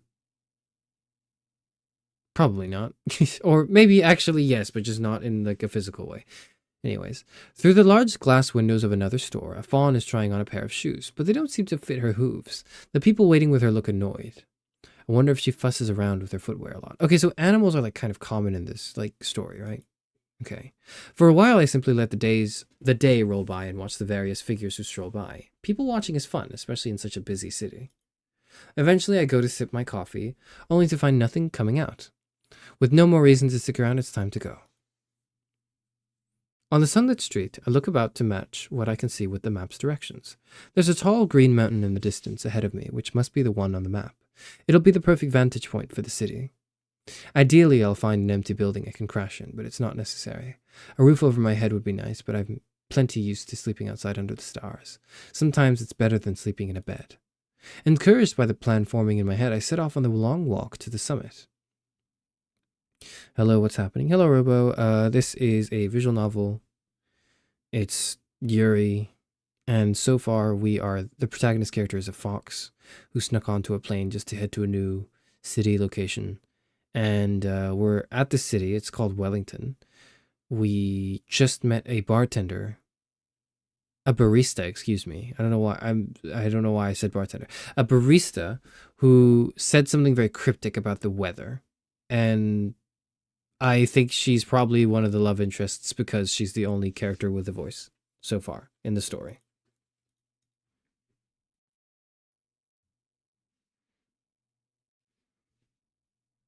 Why'd I have to click on another location? Why can't I just advance to it? Whatever. The path to the mountain turns out to be less simple than the map made it look. First, the trail takes me along the waterfront, and then it turns upwards through a small forested area. Being among the trees and their tall shadows make me feel at home. When the path leaves the woods again, I'm a little disappointed. It leads up a paved road, and so I stick to the edge to avoid passing cars. Sometimes I take shortcuts through yards or up unmarked paths. There are quite a few nice-looking homes right along the roadside. I make a mental note to go check them out when I'm low on money or food. Not much further along, a concrete lookout offers another glimpse of the city below. A couple airships are coming in to dock at the skyport, probably from one of the other floating islands. There's still a ways to go to the top of the mountain, but luckily the walk has been easy so far. I wouldn't even consider it a hike. Eventually I reach the final stretch of road. I can see where it curves ahead to the summit, and I hurry to the end. A metal railing spreads out like a crown on top of the mountain. As I go to toss my empty cup away, a pair of chatting tourists How pass far me is by. it from here? Oh, about an hour from the base of Mount Victoria, so a bit further from here. Mount Victoria. I'm glad to know what this place is called. I say the name out loud to help commit it to memory. Standing at the edge, I'm treated to a wonderful view of Wellington. The city forms a crescent moon shape around the bay, which glitters like a sapphire from up here. The sun is starting to set, and that makes the water even more shimmery. Even more airships can be seen coming and going. I think that I can even see the edge of the floating island we're on, miles out in the open sky. I survey the city using the skyport as a reference point. From up here, what felt like such a long chase really doesn't look far at all. If I strain my eyes, I think I can even see the coffee shop from earlier. What was it the barista said it was called? The Bell House? It's kind of tough to make out the details. My hearing and sense of smell may be great, but my eyes aren't that much better than a human's. Then I notice something useful. Look! Is that our house? Probably. What can you see from here? I see Dad's car! I feel like the kid is a little too excited about, actually, no, this is how excited they would be seeing their own house, actually. You know what? Never mind. This is correct. Not too far away, there's a little kid who's using a pair of metal tubes attached to a post. His mom is helping him aim it at the city. It must be something that improves your vision. The moment the kid and his mom leave, I hurry over before someone else can get to them first. Don't you have to pay money for these? When I press my eyes to the same spot that the child did, though, all I can see is black. Yeah, there you go. I try moving it around, but it doesn't change. Is this thing busted? Some text is printed on the side. I have no idea what it says. We can't read? We are innumerate and illiterate. I know we're like a fox being, but still, this is a problem, okay? Anyways. I know this is a foreign land too, but, I mean, she's speaking the same language as everyone else, right? So, yeah, I don't get it, whatever. Anyways. There's a small slot, though, with a picture of a coin next to it. Lucky for me, it's the coin that has a 50 on it. I put the coin that I received from the barista into the slot and spin a lever. The machine eats my coin, and then when I put my eyes to it again... Yes! Everything looks much closer now. Even the trees on the other side of the hill appear in crystal clear detail, like I'm standing right next to them. I am the viewing glasses at the city and look around. I aim the viewing glasses, trying to find a good place to rest for the night. Houses are a no-go. Even if they look empty or abandoned, you can never let your guard down for a minute. Same with most shops. I don't have enough money for a hotel, and I won't risk sneaking into one of those either. As I'm studying the sights, trying to memorize as much as I can, there's a clicking sound, and once again the view goes black. Stupid machine. I smack it a couple times and check anything, but I still can't see anything. Well, whatever. Looks like I'm sleeping outside tonight. Guess this place is as good as any. I head back down the trail a little bit and veer off of it into the underbush.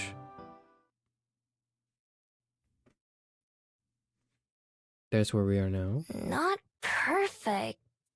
but it'll do. It's not exactly the wilderness, but just about everything around here seems city-fied to some extent. Usually when I make a den, I prefer to find a place far from other people. A place where nobody will find me. I doubt I'll find anything perfect, but this is good enough. It's fine.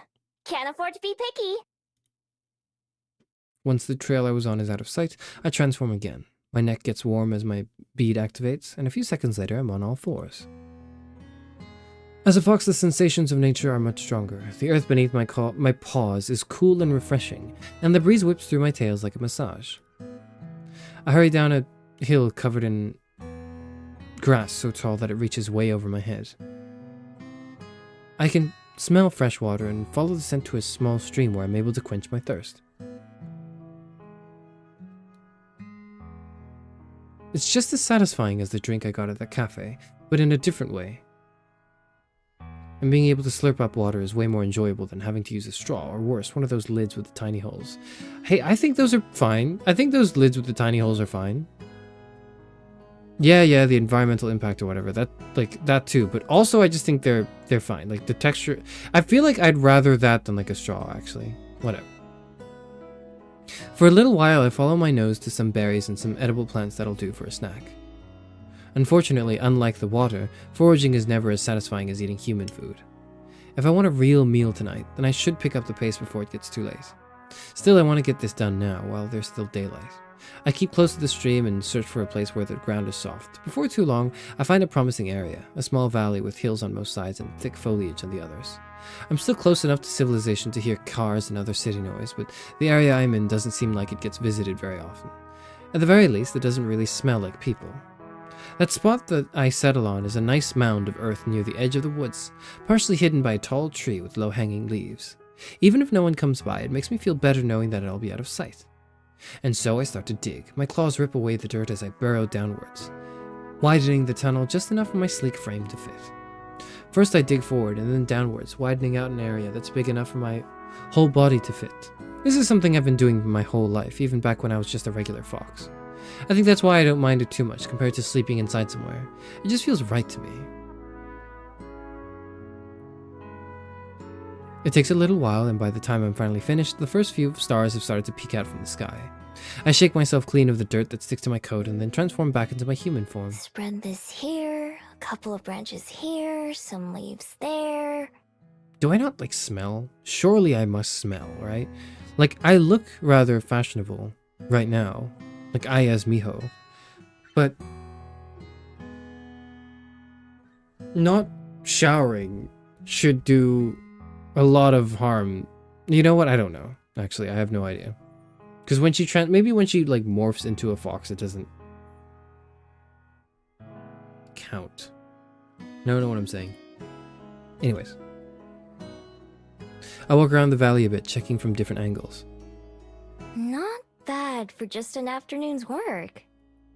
If you weren't looking for it, I don't think you'd ever notice anything out of place. All that digging has made me work up an appetite, and not the kind that'll be satisfied with just a few berries. I need to go kill something. I'm so hungry. I haven't had a real meal since yesterday. My stomach rumbles painfully. I've been so busy since arriving here in Wellington that I kind of forgot just how hungry I was. She either smells like petrichor or dog water, no in between. I'm leaning more towards the dog water. I'll grab some human food back in town. Casting one last glance at my afternoon's work, I set off towards the city. Work never ends. Time to get some food! We're unemployed.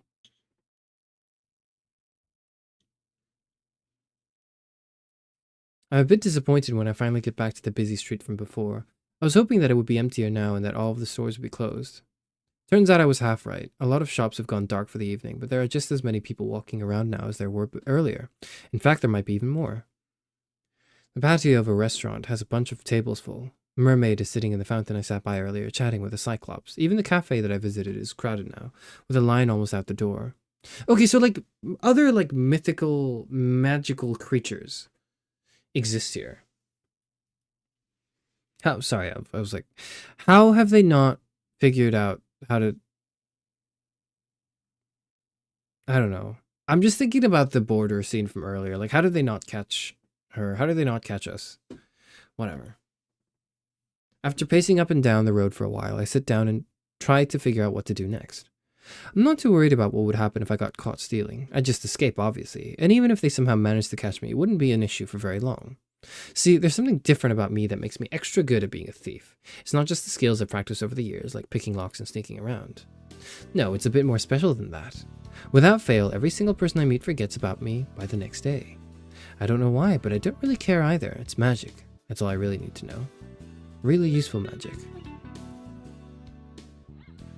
Everywhere I go, no matter how careless I am, all of my problems are solved by the next day. That doesn't mean there's no danger. I've been caught in the act before and beaten or harassed before I can manage to get away. I've even lost a few prizes that I stole fair and square because I had to get going in a hurry. But if someone sees me but isn't able to stop me, I know that I'll be home free. Sure, they might remember having something stolen, but they'll never know who did it. It almost makes things too easy. Right now, it would be smarter to just come back even later, in the dead of night, and hope that there are no people around. I'd be able to take my time browsing without having to worry about making a quick escape. Where's the fun in that, though? I walk casually up and down the street, glancing into windows without being too obvious about it. Some stores still have customers inside, others have locked the doors and shut off the lights. Most of the restaurants are still open and are only making me hungrier. Stealing from restaurants is a bit much, even for me, though. I've tried it before, but the cluttered kitchens, as well as all the tables and chairs, make it hard to get around. Plus, I've learned the hard way that there are plenty of hot or sharp things for angry cooks to throw at you as you try to make your way out. Instead, packaged and pre-made foods are my best friends. Things I can grab multiples of at once and stuff into my pockets. If I'm really lucky, I'll find a place with refrigerated sandwiches or salads, or sometimes perfectly good hot food that gets thrown out. You wouldn't believe the kind of stuff that's available if you don't mind sifting through the trash a bit. It's not ideal, of course, but a hot meal is a hot meal. I know plenty of foxes who've eaten much worse. Target spotted. It's perfect, a small convenience store, snacks lined up behind the front window. Hello, Charis, long time no see. Hello, Comey. Welcome, Comey. We're playing a visual novel. This is a visual novel. I don't know if I want to explain the whole thing again, but basically we're playing this character Miho, who's a fox who's just arrived at this foreign city and is just being a bum, basically. She's like going around stealing stuff and like not really contributing to society in any way. But we did meet a girl earlier who was a barista, so maybe she's one of our like our romantic options. Locked, huh? Not surprising. I head down a nearby alley and find the back door, which is probably where they bring in new products. The alleyway is dark to begin with, and my dark clothes help me hide even better. I glance around the alley, glad like always for my excellent night vision. Nobody's watching. Nobody's even around. I pulled my hood up over my ears and tucked my tail between my legs, leaning against the sturdy door. To anyone not looking closely, I'm sure I appear as nothing more than a shadow. I dig around in my pocket until I find my trusty lockpick, and then set to work on the door. It isn't a complicated lock at all, just a regular keyhole. With a click, the latch springs open just a few short moments later. Bingo. Huh? I try to tug the door towards me, but there's a chain on the inside that keeps it from opening very wide. There's no way a human could fit through the gap, but it would be easy for a fox. First, I slink away for a bit, idling on the nearby street like a regular pedestrian. I wait to see if anyone shows up, just in case it triggered a silent security system. After about 10 minutes, I decide it's safe. I transform under cover of darkness in the alley and slip into the building before transforming back. The shop isn't very big, and the receiving area is just a small hallway with a few boxes of soda and candy bars on the floor. I grab a couple of my favorites and shove them into my pockets. When I creep into the main area, I make sure to stay low to the ground, trying to avoid being seen from outside. I'm not exactly hidden, but as long as I don't stand up, I shouldn't attract anyone's attention. I move fast, cramming as much into my coat as I can. Cookies, protein bars, popcorn, I'm not very picky. When my coat starts to feel pretty heavy, I grab a plastic bag from behind the counter and transfer some of my loot into there. I also take a few bottles of water and sports drinks from the coolers. Just as I'm about to leave, I spot a few of those coveted plastic-wrapped sandwiches that I was thinking about earlier. Jackpot! I fill my bag with sandwiches until it's almost overflowing, and then I head back out the way I came in. In total, I was in and out in under 5 minutes, and I've got enough supplies to last me several days. I'm sorry, I don't know why I keep clicking my other mouse button. Anyways. I don't see anyone, but my neck prickles as if someone is watching me. I sniff the air, but don't notice anything out of the ordinary. Nothing that wasn't there before. Still. Suddenly, there's a flap of wings and a bat flutters past me from out of the shadows. It goes right over my head and disappears from sight up the street. Oh, that's it? That's a person. That's a love interest for sure. I let out the breath I'd been holding and start making my way back towards the mountain where I made my den. I let the bag swing from my arm as I walk, whistling a song I heard earlier, not able to keep a smile off my face. All in all, not a bad first day.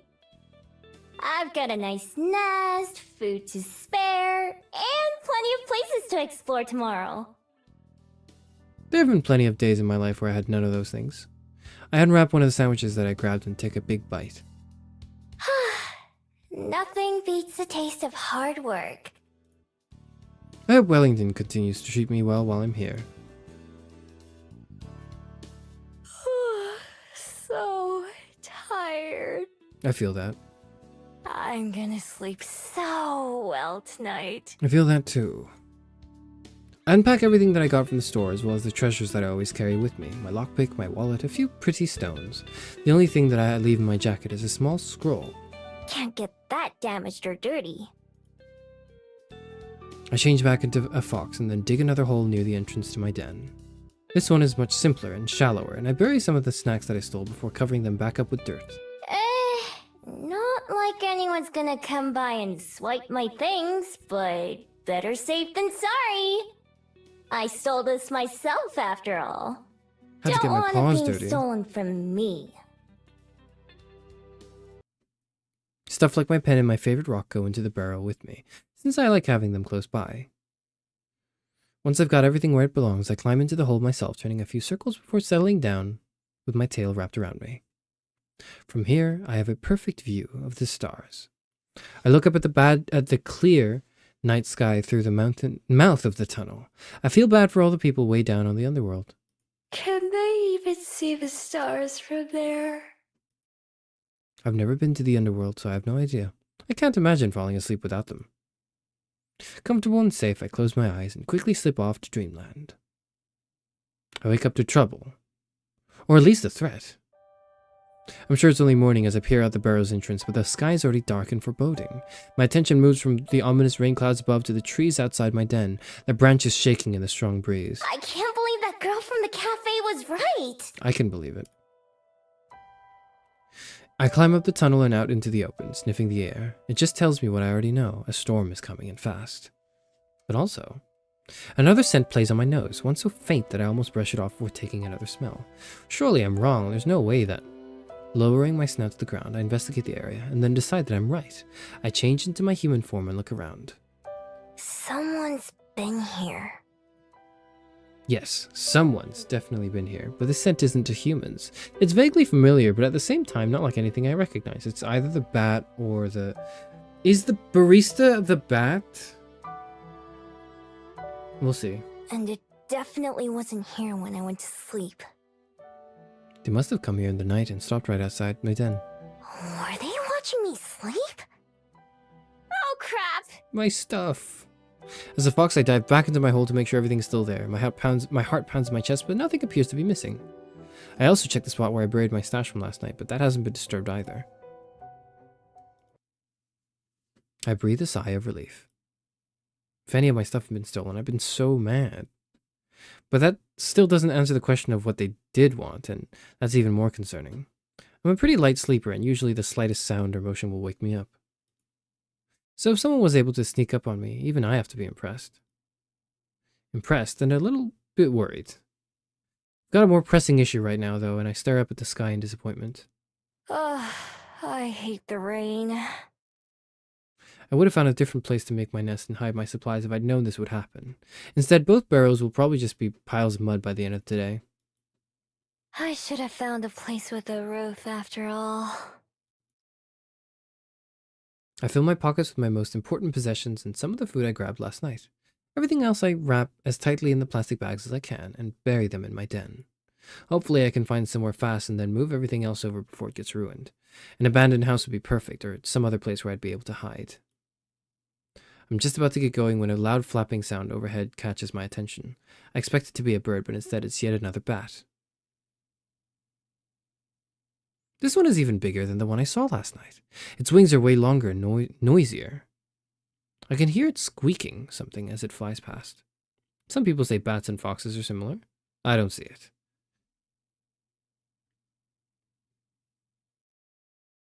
I watch it fly around for a little while before it takes off towards the city. Maybe it knows somewhere to stay. Guess I'll follow it for now. Why would it know that? Whatever. A couple of times it disappears between the trees or just too far ahead, but I always manage to catch back up. Eventually, we're out of the woods and back into civilization, where a car whizzes right past me. There's a sidewalk here and other people walking around. Most of them look up to the sky nervously, though, and everyone seems to be in a hurry. Guess I'm not the only one looking to get away from the rain. I'm just about to get going when hold on. More people seem to be going in the direction I was headed than anywhere else, so I stick to that. But by now, my winged guide is almost out of sight again, just a little black speck in the sky flying into the distance. Farther up this road, there's a slope that leads to a big, fancy-looking building. Doesn't look like a shop or a restaurant, at least not one that I've ever seen, but there are so many people going in and out that it has to be open to the public. That's good enough for me. It'll give me somewhere dry to spend some time, and maybe I can learn something useful. Plus, places like this usually have plenty of valuables inside. If I'm lucky, I might be able to find something to fund my next few days. After all, the bigger the target, the less likely they are to notice something's missing. The sturdy oak door isn't as heavy as it looks, a firm push being enough to heave it open. Gingerly stepping inside and out of the rain, I'm greeted by books. Lots of books. Books on shelves, books on tables, books on the floor, books everywhere.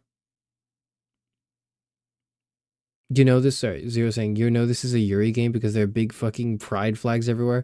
I was gonna ask, but I just wanted to like reserve my questions for after. But like, is it really like just pride flags hanging around everywhere? That's just like part of the decor of the city that they're in. I mean, it makes sense, I think, but like it's just interesting. Like, you know, if I were to, like, as someone who's not like a sapphic woman, like, I feel like if I were designing a game, like a Yuri game, I would not want to put like pride flags everywhere. Like, it would feel a little too on the nose for me. You know what I mean? Like, it would feel like I would think this is trying way too hard to virtue signal if I were writing this game. But like, I'm not writing this game. And apparently this is normal, right? According to you, Zero. So I'm gonna believe you. I want to take your word for it. Okay, you're the expert here. I'll take your word for it. The place even smells of musty old paper, and the dozen or so people inside are mostly leafing through pages in the aisles. The odd silence around the building is striking, given how many are around. It doesn't look like a shop, so I assume there's supposed to be a library. I've heard of them, but I've never been in one. No point, since I can't read and all. But it's warm and cozy and very dry, so it'll do just fine. There's a desk near the entrance with a computer on it that I assume would be where I check in. It's unattended, which is good for me. I take a seat in an empty chair nearby and sit back just to observe for a bit. There are plenty of people, but it's not too busy. Lots of empty, unwatched spaces. Most folks seem to be here alone or in small groups that keep to themselves. There's not much conversation going on, and what there is all whispered. Nobody gives me a second glance, which is a good sign. It means I'm probably not breaking any rules just by being here. Behind the desk there's a hallway leading deeper into the building, and I peek around the corner to see what's back there. All I can see are some shut doors, and at the very back, a staircase. After glancing around to make sure no one's watching, I sneak down the hall and try a couple of the doors. All of them are locked.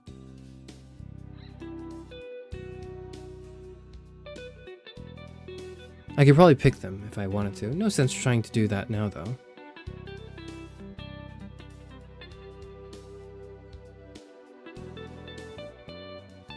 This is my first exposure to any sort of VN. This is not my first, but this is not my first rodeo, but I wouldn't say that I'm like an expert on the genre, Drunken Master, so I'm gonna have to like, you're gonna have to bear with me as we navigate this together in equal unfamiliarity. Okay, I'm exaggerating. Most Yuri VNs don't have big fuck-ass pride flags everywhere. I just wanted to make the joke. Most Yuri VNs, in fact, are devoid of any pride paraphernalia in my experience. Really? Okay. I mean, I guess that makes more sense. Because I feel like the part of, like, yaoi and yuri is that it's not part of that makes it yaoi and yuri. And distinguishes it from media that just features, like, queerness. Is that media that features queerness oftentimes voices a, like, support of it. That's like, hey, it's okay to be gay. Here's, you know, and they have pride flags around, or like just sort of like paraphernalia that expresses their, like, it's sort of like an assurance. Whereas like yuri and yaoi stuff, feel like it's almost like, it depends on the story, obviously. It depends on what they're doing. But it doesn't feel like gay is okay is being shouted all the time. Like, it feels like you know what you're here for. Nobody's gonna play this and think... Okay. That's not true. I was gonna say nobody homophobic is gonna play this, but that's not true. It could be like... Someone could play... enjoy Yuri or Yaoi and be homophobic. That can happen. But it feels like their audience... They don't have to convince their audience that they have, like... that they're accepting in that regard, because it's like, this is literally the whole thing. Yeah, they're not meant to be representational, they're more like stories. Yeah. I don't know how to feel about that contrast. They're not representational, they're stories, because I feel like it's not like a binary, it's not like one or the other, but whatever. Anyways. Is there anything more valuable around? An antique clock or vase would be perfect. Sadly, it's almost all books. Books and small trinkets that look pretty worthless, not even worth the trouble of stealing. At least it's got a roof. I do spot a couple promising items, like a set of old coins, and memorize their locations. I wander back to the main area where I came in. Outside, it hasn't started raining yet, but it's only a matter of time. The wind is loud and gusty, and even opening the door is enough to make me shiver. If nothing else, I can probably wait out the rain here, but my poor abandoned snacks at the back of the den. What a waste. Can't do anything about it now, though. I should keep looking around. I move slowly through the area, never going beyond what seems to be the public area. I pretend to inspect a few books, taking them off the shelves and flipping through the pages, but I'm actually mapping out the place in my head. Doors, windows, and potential places to hide, things like that. Most of the time, this kind of info is unnecessary. It's been at least a few decades since I've had to make a dramatic escape from anywhere. At this point, plotting an escape route is just a habit. Okay, she's at least a few decades old. She's at least in her, like, 30s. And she can't read or, like, write or do simple math. Oh, God.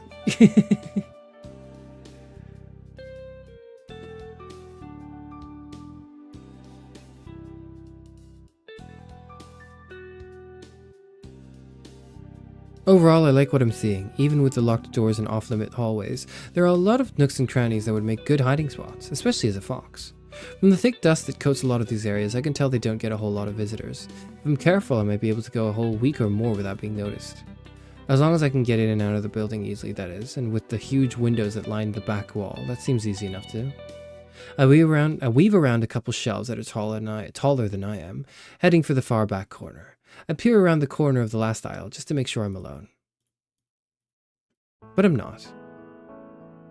At a small table by the window sits a woman with a small book in her hand, resting it against her fingers. Okay. She's perfectly still, but mouths the words in the page as she reads, like she's tasting them instead of just seeing them. Her expression has the distant look of someone way off in their own world, far away from this one. She looks so at peace that I think she must belong in that other world. She's beautiful and elegant in the same way as a painting, with the light from the window shining on her like a display. I duck back behind the bookshelf, pressing one hand to my racing heart. My other bumps against one of the books on the shelf, and it falls with a dusty thump. Cruising my clumsiness, I silently back away, in case she decides to investigate, but she doesn't leave her chair. I suppose it's nothing. She turns and gazes out the open window. At what? I don't know.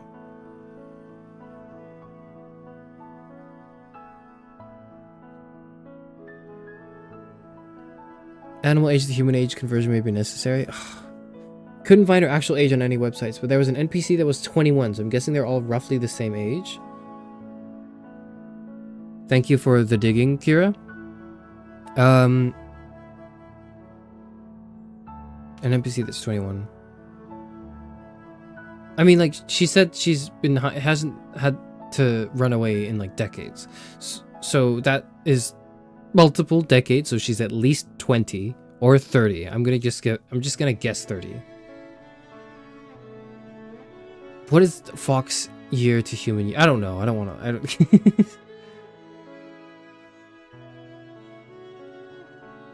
That doesn't make sense. 30 years in dog is still poor literacy. That's what I'm saying. It's like, I don't, even if you do the conversions, this is still poor literacy. Anyways. A moment later, she returns to her book and leaves this world again. I stay hidden, my face still burning a little bit. Yes, I think this will be the perfect place to spend some time. Suddenly, there's a much louder boom than the one I caused as thunder rumbles outside. A few people around the library startle at the sound and look around. Sighing, the girl in the chair pulls the window beside her closed, the first drops of rain falling not a minute later. I'll investigate the windows later. Right now, I don't want to bother her, so I head back to one of the plush chairs on the other side of the library and take a seat. I could be here a while, depending on how long the rain lasts, so I may as well get comfy. I find a few books that have more pictures than words and curl up in one of the soft chairs to flip through them. There aren't as many of those ones, and I go through the stack pretty fast. It takes long enough for the rain to start, though. The longer I read, the louder the pounding of the rain and the howling of the wind become. Guess it's not letting up anytime soon. I can't complain, though. This library is pretty cozy by my usual standards. It's warm and safe, and nobody tells me to go away. I even have snacks. More than once, I get up and walk around the library again, even though I've got most of it memorized by now. I take notes of things like a child's stuffed toy that's lying on the floor in one section, or the thin blanket that's stuffed between a bookshelf and the wall. On my third or fourth trip around, I finally find something that I've been looking for. What is that? Hold on, I'm gonna pause this. Never mind, I can't pause this. In one of the far corners, totally opposite from where I saw the reading girl earlier, there's a single chair and a small table. On the wall, sorry. I can't read. Hold on, give me a second. I can't read. I'm not reading this sentence right. I was gonna say, like, there's another comment from you, Zero, that I didn't read that I wanted to comment on. Yuri and yaoi are not meant to be representational. And then you followed up with, like, I love Yuri, but if I want, like, sapphic or lesbian media, I'm not going to anime. I'm going to movies and TV shows. That's really interesting. I want to think about that more, but I will do that after playing a Yuri game. Otherwise, the conversation suffers. The quality of the conversation, I mean. In one of the far corners, totally opposite from where I saw the reading girl earlier, there's a single chair and small table. On the wall nearby is a portrait. The painting itself is of a girl with light brown hair, but I barely pay any attention to that. What I'm interested in is the frame. It's lovely. It looks like it might be made out of gold. It certainly shines like it. It's carved intricately into the shape of waves flowing up and down. It's got to be worth something. I pretend to not pay much attention to it as I make my way back to my table. There are too many other people around for me to be able to try to sneak it out. It's too big to fit under my jacket without being obvious. That just means I'll have to come back some other time, maybe once this place is closed. The hours pass by and the storm continues. I'm kind of disappointed about losing a whole day, especially so soon after arriving. But it's not like I'm in any sort of a hurry. I pat one of my pockets, feeling the familiar and reassuring weight of the paper scroll that's tucked away there. That scroll is the only thing close to a purpose that I have, and it's not particularly urgent. Or at least I don't have any way to deal with it faster. I spend a long time reading. It's almost afternoon when I go and check the windows again, but the rough weather outside continues. At this rate, I'll be sleeping in a puddle of mud tonight. Unless... A quick check shows that a lot of the other library patrons have left. It's not empty, but it's not nearly as full as earlier. Guess some of them decided it was worth braving the rain. Looking as nonchalant as I can, I get up from my seat and pretend to browse again, slowly moving through the shelves. The reading girl is gone now, though she's not what I was looking for. Instead, I pick up the dropped toy and blanket that I spotted earlier, and then head to one of the out-of-the-way hiding spots I picked out before. It's on the floor, between a shelf and the wall, but it has a bit of carpet to help make it softer. Even better, it's between two corner shelves, meaning that it's practically out of sight if you're not looking for it. I wriggle my way between the furniture and lie down, using the toy as a pillow and draping the blanket over me. I toss and turn a few times before finally settling down. I'm so glad the MC is a thief. I'm not. This is illegal. Not bad at all. I feel like we should not steal stuff from people. But also, if people forget you every day, what can you do? I don't know, be like a vigilante of justice or something. I have no idea. Even though I haven't done much today, I'm always down to take a nap. I can pass a few hours by sleeping, waking up once it's dark, and then grab that picture frame and be on my way. I'll have to rebuild my den once I get back, but that's a problem for future me. I yawn, staring up at the ceiling until my eyes get heavy. Maybe today won't be a total waste after all. The soft sound of cloth rustling wakes me from a dreamless sleep. How did someone sneak up on me twice now? I don't know how long it's been. The sky outside has darkened significantly, and now stars twinkle outside the window. Who's this? There's no time to react as the sound comes closer. I hear no footsteps, but suddenly a woman steps into view. Her clothes are pure white, making her stand out like a ghost in the dark library. Her cape rustles again as she reaches towards one of the shelves. One of the shelves I'm hiding behind, to be precise. Gingerly, she moves 2 books to the side and then slides another book into the space she created. She handles them like precious treasures that might break if she's too rough. I stay perfectly still, afraid to even breathe in case she notices me. My heart beats wildly as she slowly and deliberately looks over the shelf, examining their titles before taking a book from the second lowest row. Through the gap she creates in the shelves, our eyes meet in the darkness. Oh no. I tense up as she steps around the shelving between us to get a better look at me, preparing myself to leap away if the need arises. The carefully memorized layout of the library flashes throughout my mind as I frantically plot the best way to flee. Even as I prepare my escape, I can see her taking in everything about me, the stolen blanket, the makeshift pillow, my generally disheveled appearance. She opens her mouth and I brace myself for the verbal attack that's sure to come. Hello there. Oh boy, that's a verbal attack indeed. May I ask why you're sleeping on the floor?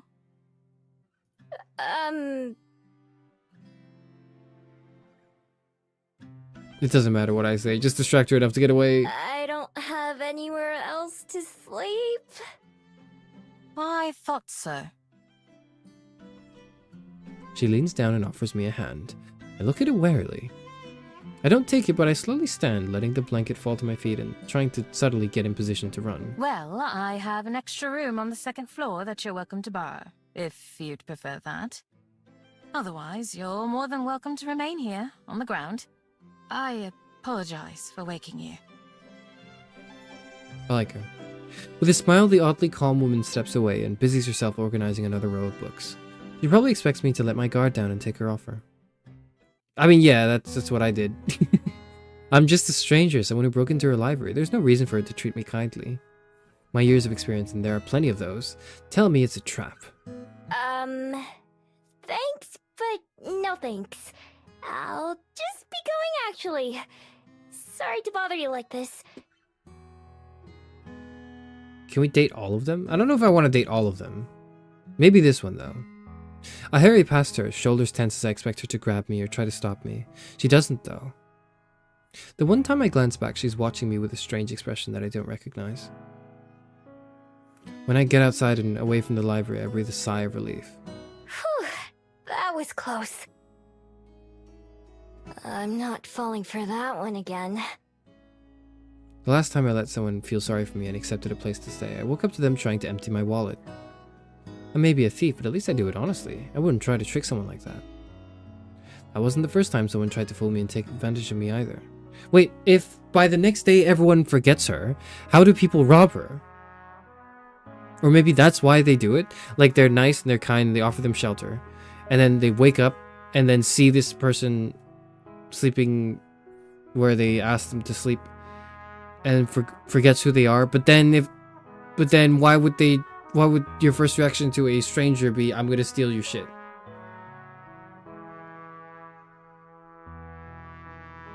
Yeah, I don't get it. Still, It's a shame to lose such a nice hiding place. Maybe I'll give it a couple days for that woman to forget about me, and then try again. If she wasn't lying about there being an empty room on the second floor, then maybe I could sneak into there. Tonight, though, I'm on my own. Shivering, I wrap my coat and tail tightly around myself as I think about what to do next. The rain has stopped, although it's still cold and cloudy. My stomach grumbles since I haven't eaten anything other than snacks all day. Ugh. Are we not, like, back at the store, though? Can we just rob it again? May as well get it over with and go check on the status of my den. Well, it could be worse. It's not as bad as I expected, which is a pleasant surprise. What's a little mine? It'll be just fine. I swapped my fox form to prod around. The entrance has caved in a little, but after I scoop that out, I find that the rest of the tunnels and main room are relatively intact. Cold as hell, but intact. Seems the trees protected the den from a lot of the rain. It takes me a while to find the spot where I buried my stash, since the stick I used to mark the spot got washed away. Eventually I locate it, though, and start digging. Cold mud makes my paws dirty and sore, and little flecks cover my fur. After I finally reach the soggy plastic bags, I shake myself clean before opening them as a human. Some water has seeped through, and I open the spoiled items before tossing them away. I'm not too picky, but I have plenty of other snacks to choose from. Eat up, birdies! A few of them swoop down to inspect the offering. I scarf down a quick meal of cookies and unwarmed soup, along with some cold water from the stream. At least the water is satisfying. Then, even though I just woke up from a nap not too long ago, I shift back into my fox form to crawl into my den and curl up. I'm sure it'll be a while before I fall asleep, but I don't feel like going back into town. I've had enough excitement for one day. This isn't all that bad. Regular foxes without magic powers have it way worse than I do. Although, back when a fox was all I was, I wouldn't have really cared. To this day, I'm not sure what it is that makes me different. I used to be just like them. No desire to go beyond the forest or anything.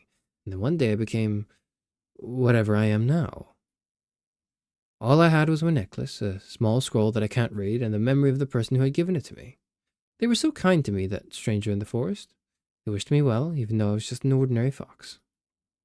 Somehow, that didn't seem to matter to them. I never even knew their name, just their face and their voice. But I know that I'll recognize them when I see them again. It's just a matter of finding them. So since then I've been looking and surviving. Looking for them is what keeps me going. It's enough to live for. If I wasn't, I don't know what else I'd be doing. I guess I'd just be surviving, but if that was the only thing, then I think I'd rather have just stayed a fox. Standing outside my den in human form, I take stock of how things stand. The sun's thankfully out this morning, but everything remains damp from the ground to the muggy air itself. Muggy. The chill and the breeze is the worst, making me shiver every time it hits me. Bell House was pleasant when I visited a couple of days ago, so I decided to head down towards the main street and get a coffee there while working out my next moves. Coming to the door of the cafe, I pause and wipe my feet on the mat outside. The human fascination with surrounding themselves in concrete makes a little more sense as I work the mud off my feet. With that, I finally head inside, only to stop in my tracks as the door shuts behind me. Oh, what? Whoa, what? Okay. Standing behind the counter is the same girl who I saw reading in the library yesterday. Talking with a customer as she takes their order. That gentle aura about her is unmistakable. The person in front of me finishes their order and I stepped up the counter. Good morning. Welcome to the Bell House.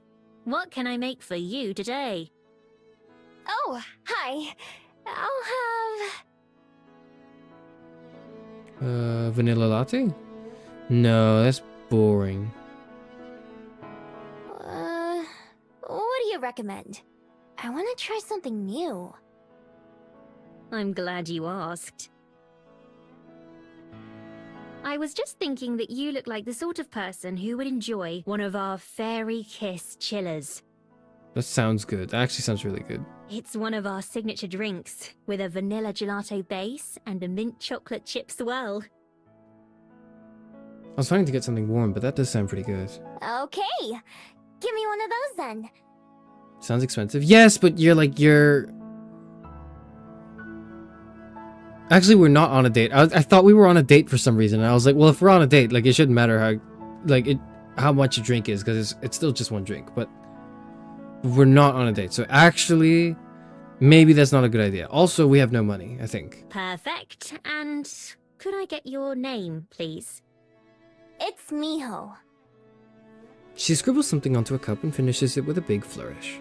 I'll have that right out for you. Thanks. Who voices this character? I need to... Hold on. Who voices this character?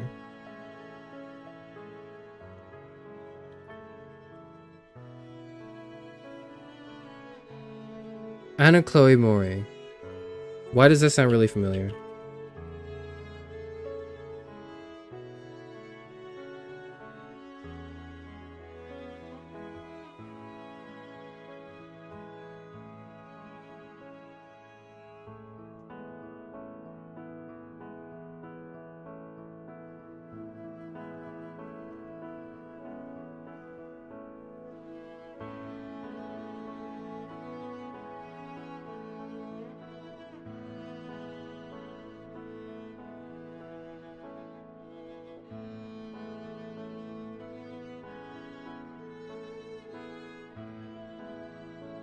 I don't know this person, never mind.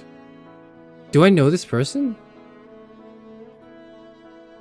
No, I don't. I don't know this person. I'm sorry, I thought I knew. I don't know this person.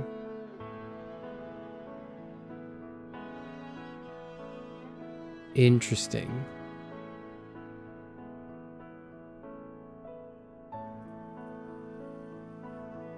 Never mind. I don't know why I'm like obsessing over like the voice actors. Okay, whatever.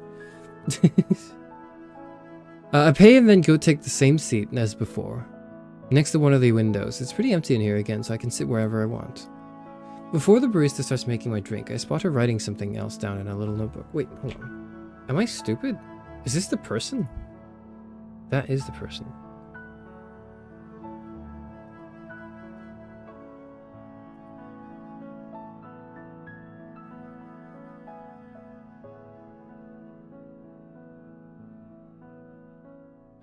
Lena is Molly Zhang. I know her. She voices Lena. Okay. I didn't even recognize it. Sorry, I'm coming back to this. Before the barista starts making my drink, I spot her writing something else down in a little notebook. She glances my way once or twice while she does, but I pretend not to notice. I wonder what it is. The barista the other day didn't write anything down. Anyway, I got more important things on my mind. I mull over the plan which formed as I walked here, becoming increasingly happy with it. Tonight I've already decided I'm going to sneak back into that library. Between that picture frame and some of the other trinkets I saw, I should be able to pilfer enough to fund my next few days in Wellington. Finding somewhere to sell it should be the easy part. I've got a dozen excuses that I can recite about where the items came from. Dead grandma, spring cleaning, new renovations. Sometimes I try extra hard and pretend that the things I'm selling are really special to me and earn a bit more cash that way. Sometimes I just take whatever they give me. After years of watching other humans do it and trying it out myself, I've gotten good at pawning items off.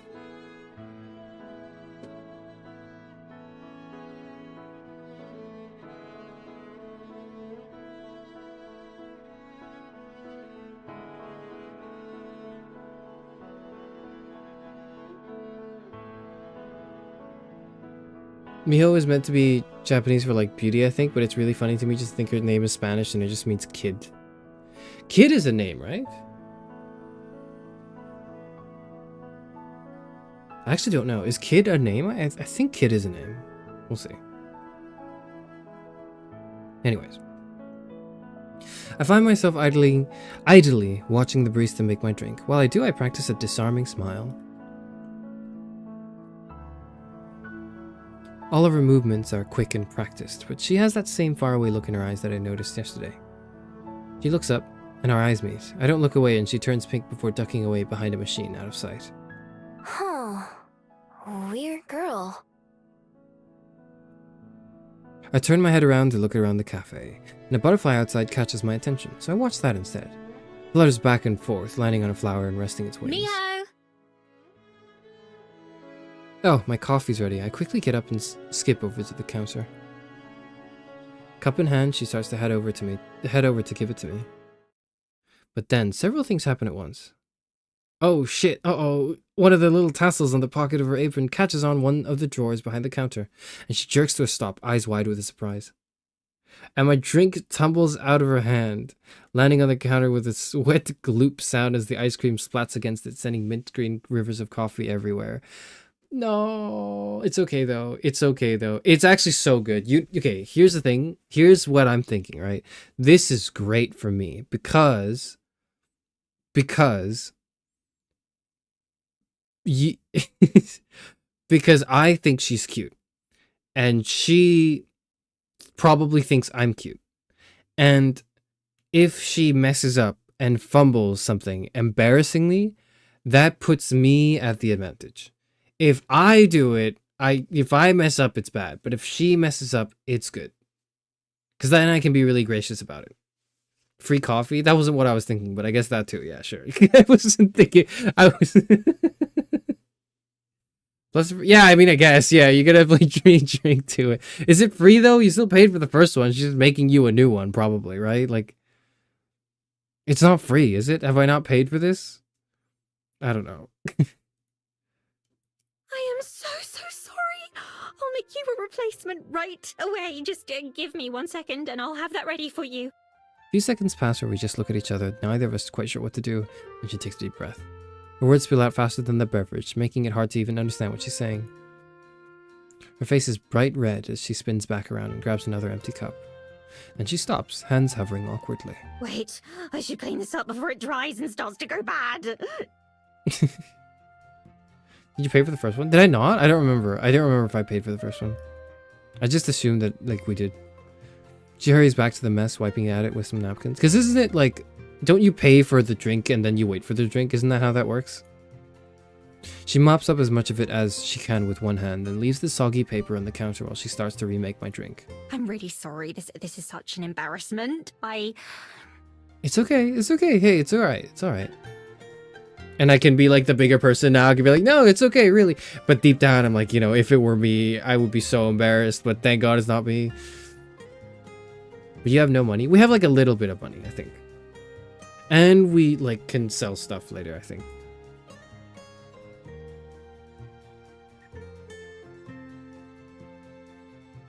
I don't even know if she's talking to me or to herself. I freeze up for a second, looking for an appropriate response to an apology. I'm not used to people apologizing to me. Oh, it's fine. I'm not in a hurry. Instead, I just sit back down at one of the tables and watch. She makes the drink twice as fast and then carries it very slowly to the counter, setting it down in a clean spot. This time she takes a deep breath before speaking, like she's afraid she's going to mess that up too. All right, here's your drink. Again, I'm very sorry. Oh. This is your first time here, isn't it? I hope it doesn't leave a bad impression. No, I've been here. Second, actually. Yesterday was the first time. How'd you know? I make an effort to remember as many of our customers as I can, as well as their favorite orders. I believe you can learn a lot about a person from how they drink their coffee. Sure, yeah. Well, that's too bad for her, because she won't remember me at all next time. I'm just gonna go out on a limb and say that the curse doesn't apply to people who fall in love with her. To us. Or, like, to the people who fall in love with us. I don't think it will apply. Okay, I'm just gonna go on a limb and guess that that's what happens. Or it does, and that makes this doomed Yuri, okay?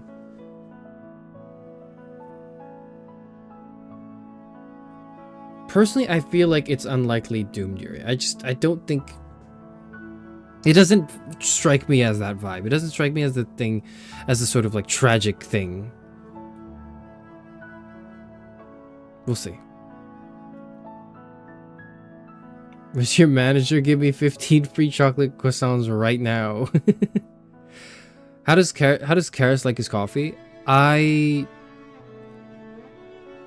actually don't. I'm not really a coffee person. Generally, if I had to choose between coffees and teas, I choose teas. But like, I'm not very particular with them. I would generally want. What I'm looking for is like something that's fruity, maybe a fruity sort of tea. But I'm impartial to a lot of flavors. C'est croissant again. Okay. I think, like, if I had to get a coffee, I would get, like, a caramel. Like, a caramel latte, I think. Because I think, like, I'm 60 years old now, so it's been a while. But, like, maybe, like, I want to say, like, 45 years ago, like, when I was going out to a cafe for the first time with, like, some friends, I didn't know what to order. And I asked my friend, I was like, what do you usually order? And she was like, well, I just get, like, an iced caramel. And I went, okay, I'll get that. And then literally since then, I'm now, like, 60. I still just order that. Like, I've tried the other drinks. It's not like I don't know the other drinks. But, like, I just sort of float to that one. For some reason. You never forget your first or something along those lines, right? I don't know what I'm talking about. Are tea bags a no-go or are they fine? Tea bags are necessary. I want the tea bag in my tea. The tea bag must remain in my tea. Do not take my tea bag away from me. I want my tea bag in my tea. I would be a little annoyed if they took my tea bag away from my tea. I want it there. I want it there. I want to be able to like stab it with my spoon. It's like something to fiddle with as I'm drinking the tea. I like my coffee with hazelnut cream when I have it, but I generally don't like coffees. I usually drink tea. Tea indeed as well. What's like the tea... What's the tea to like coffee ratio? Which one do you prefer? Tea, coffee. I actually want to know. I'm gonna put a poll up, and I'm just gonna keep it on for the stream, or whatever.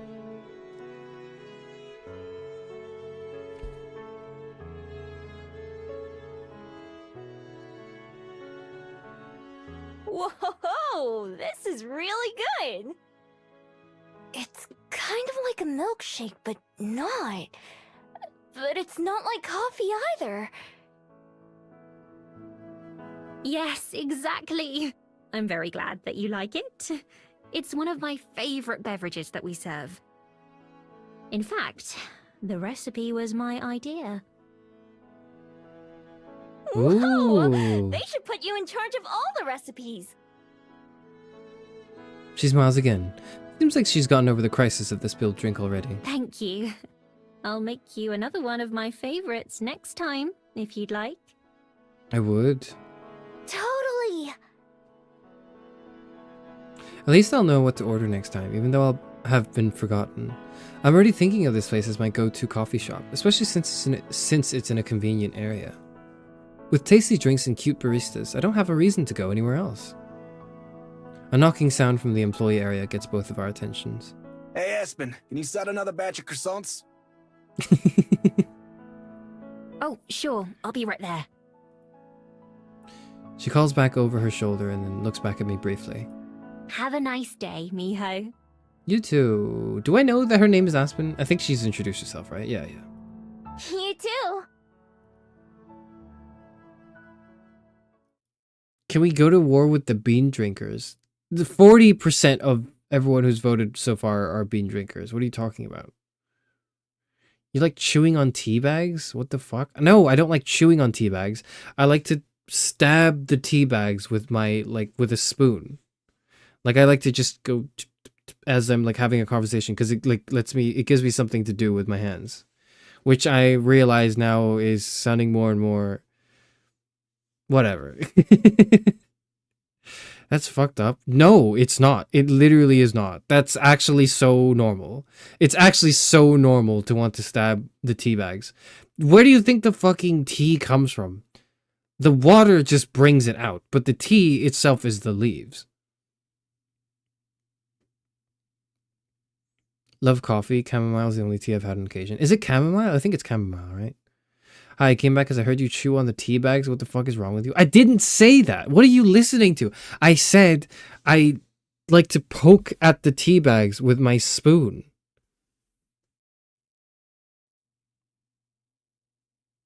What is... What is wrong with you guys? Okay, whatever. We're not gaslighting. Yeah. Tell it to the judge. Hot tea versus hot coffee, but sweet cold tea is also my fave. Nah. Actually, maybe that you're onto something. Maybe you're onto something. If it's cold, I prefer tea. If it's hot, it's a bit more... I still prefer tea, but it's closer. I don't know why. I don't like loose leaves in my tea. I'm not... Okay, first of all, I don't care. Actually, I like that. But second of all, when I'm not like poking a hole into the tea bag. I'm just like poking at the tea bag. Sorry, when I say stab, I don't mean penetrate. I'm not penetrating the bag. I'm not like ripping a hole into the bag so that it comes out. I'm just poking at it. Whatever. Anyways, let's get back to the game. With a wave, she gathers the trash from the cleanup and throws that away before disappearing into the back. So her name is Aspen. That's a pretty name. I'll have to try and remember that.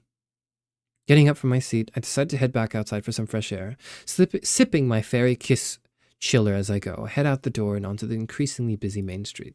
I already know my plans for tonight, but I still got some time to kill before then. What should I do? We can choose? What? Oriental Bay, Mount Victoria, Den, Cuba Street. Okay, well, these two have, like, map markers on them. So I guess we'll click on that.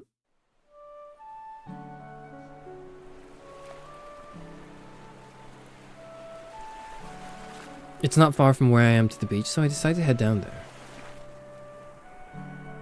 Passing through the city streets, I recognize some of this area from my first day here, when I was running from the Skyport guard. Whew. Glad that guard chased me in this direction, or I'd have never found the Bell House. And really, that's been the highlight of Wellington so far. When I get down to the beach, I take a moment to enjoy the salty sea air. From this level, it's impossible to tell where the ocean ends and where the open sky begins. I can see the Skyport from where I am, with a few older ships anchored in the harbor nearby. Who's this? While I'm admiring the view, a worried-looking lady comes up and waves for my attention. Hi, I'm looking for my son. He's about this tall and wearing a red sweater. His name's Tommy. Have you seen him? No. Nope. I haven't seen anyone like that. I just got here. Okay, thanks.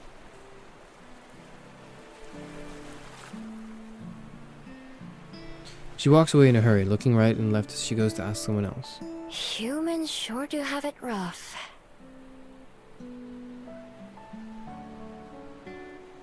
Wait, seriously, think about this. It influences who you date. Why would it influence who I date? I'm just going to different locations, and it like we'd already been to 2 of them, so it's like, isn't this just you can do all the locations? I don't know. I amble along the waterfront, watching all the people as I go. Like Cuba Street, there's a lot going on. Under a nearby bridge, a group of 3 mermaids are racing each other. Close to the bridge are a bunch of people fishing, with a stressed-looking guy running back and forth between them. Next to a boarded-up market stall and some big crates, I notice something weird. There's a fabled with a big flower on their head that spins like a propeller. They're using it to drift in a small circle above something near the crates. I have to check it out, of course. Nobody else pays any attention. I wander over and take a look. The fabled stops spinning as I approach and gives me a helpless look, but doesn't say anything. On the other side of the crates, out of sight from the path, there's a little boy sitting on the ground with his back to one of the wooden boxes. Are you Tommy? I'm just saying maybe I haven't gotten this far. How have you not gotten this far? I've only sat down for like... Oh shit, it has been like 2.5 hours. Okay, well, I've only played the game for like an hour and a half. But whatever. The kid jumps, totally surprised. Oops. He scrambles up and looks at me with wide eyes. How'd you know? Your mom was looking for you. She's worried sick. Your mom's looking for you. She seemed pretty worried. His expression goes from surprise to sullen real quick. I don't care. I don't want to go with her. Why? What's up? Why not? Why are you over here instead? 'Cause I'm hiding. Why are you hiding? Oh. Okay. It's a pretty crummy hiding spot. I mean, it's totally open on 3 sides. I don't say that, though. Instead, I look up at the fabled floating overhead. It looks almost as glum as Tommy. Who's that? That's Jerby! You mean you can see him? I can. Is that weird? Mom and Dad can't see him. They think I'm just making him up. He doesn't talk, but he's real. Jerby waves from high above. He kinda gave away your hiding spot. I saw him from the road. Mom can't see him, and that's all that matters. What's or up are with you Mom? hiding from her? 'Cause Tommy sits back down and scratches at the dirt with a rock. Guess he doesn't want to talk about it. I'm always glad to end a conversation. Well, good luck. I start to walk away. He doesn't seem like he's in any danger, and I don't want to get blamed for him hiding in the first place. Hey, wait a minute. I turn around. He's already standing up again. Are you gonna go tell her where I am? My silence can be bought. I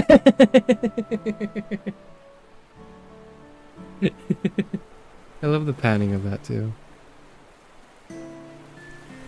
Charis Euphranor, your days are numbered. I know that's true, but like, what are you responding to? What did I say? What did I say that triggered that? I don't know what I said to deserve that, but yeah, that's true. That is true. Is it just like a general memento mori reminder? In which case, that's fair enough. All our days are numbered. Before I can answer, his eyes get huge again. Tommy, there you are. I have to turn around again.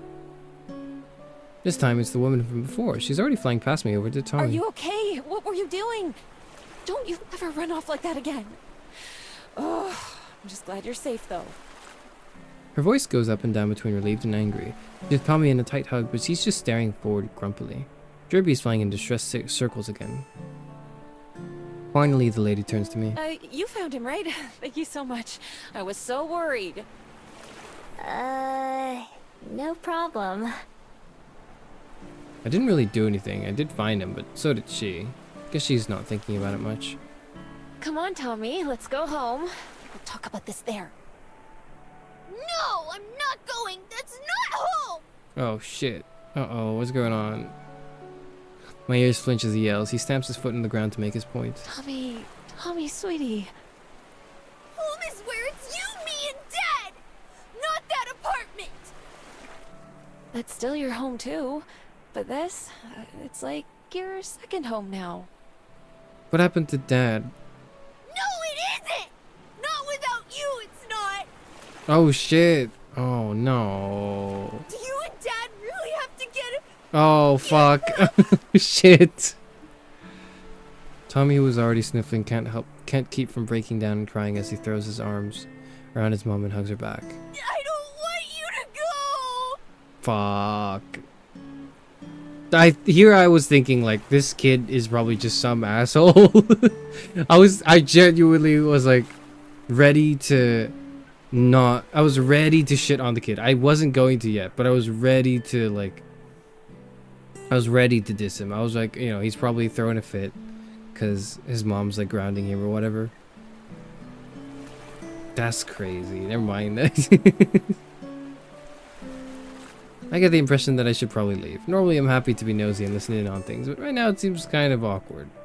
Neither of the humans notice me leave, but Jerby the Fabled sadly waves goodbye as I head off. I wonder what makes him stick around. I've never seen a Fabled like him before. Not being able to be seen by certain people sure sounds useful though.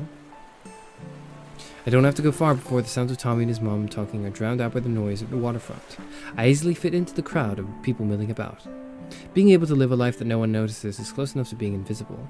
I'm pretty lucky that I don't ever have to have those kinds of tearful conversations or panic about someone missing.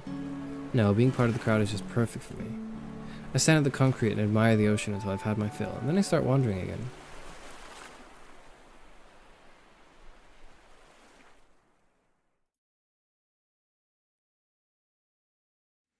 Okay.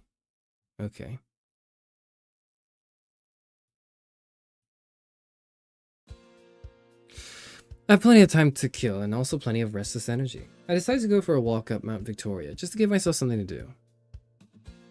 I take the long way up this time, instead of taking a bunch of shortcuts like usual. It winds through neighborhoods and then back out again, with only the occasional car passing by on the street.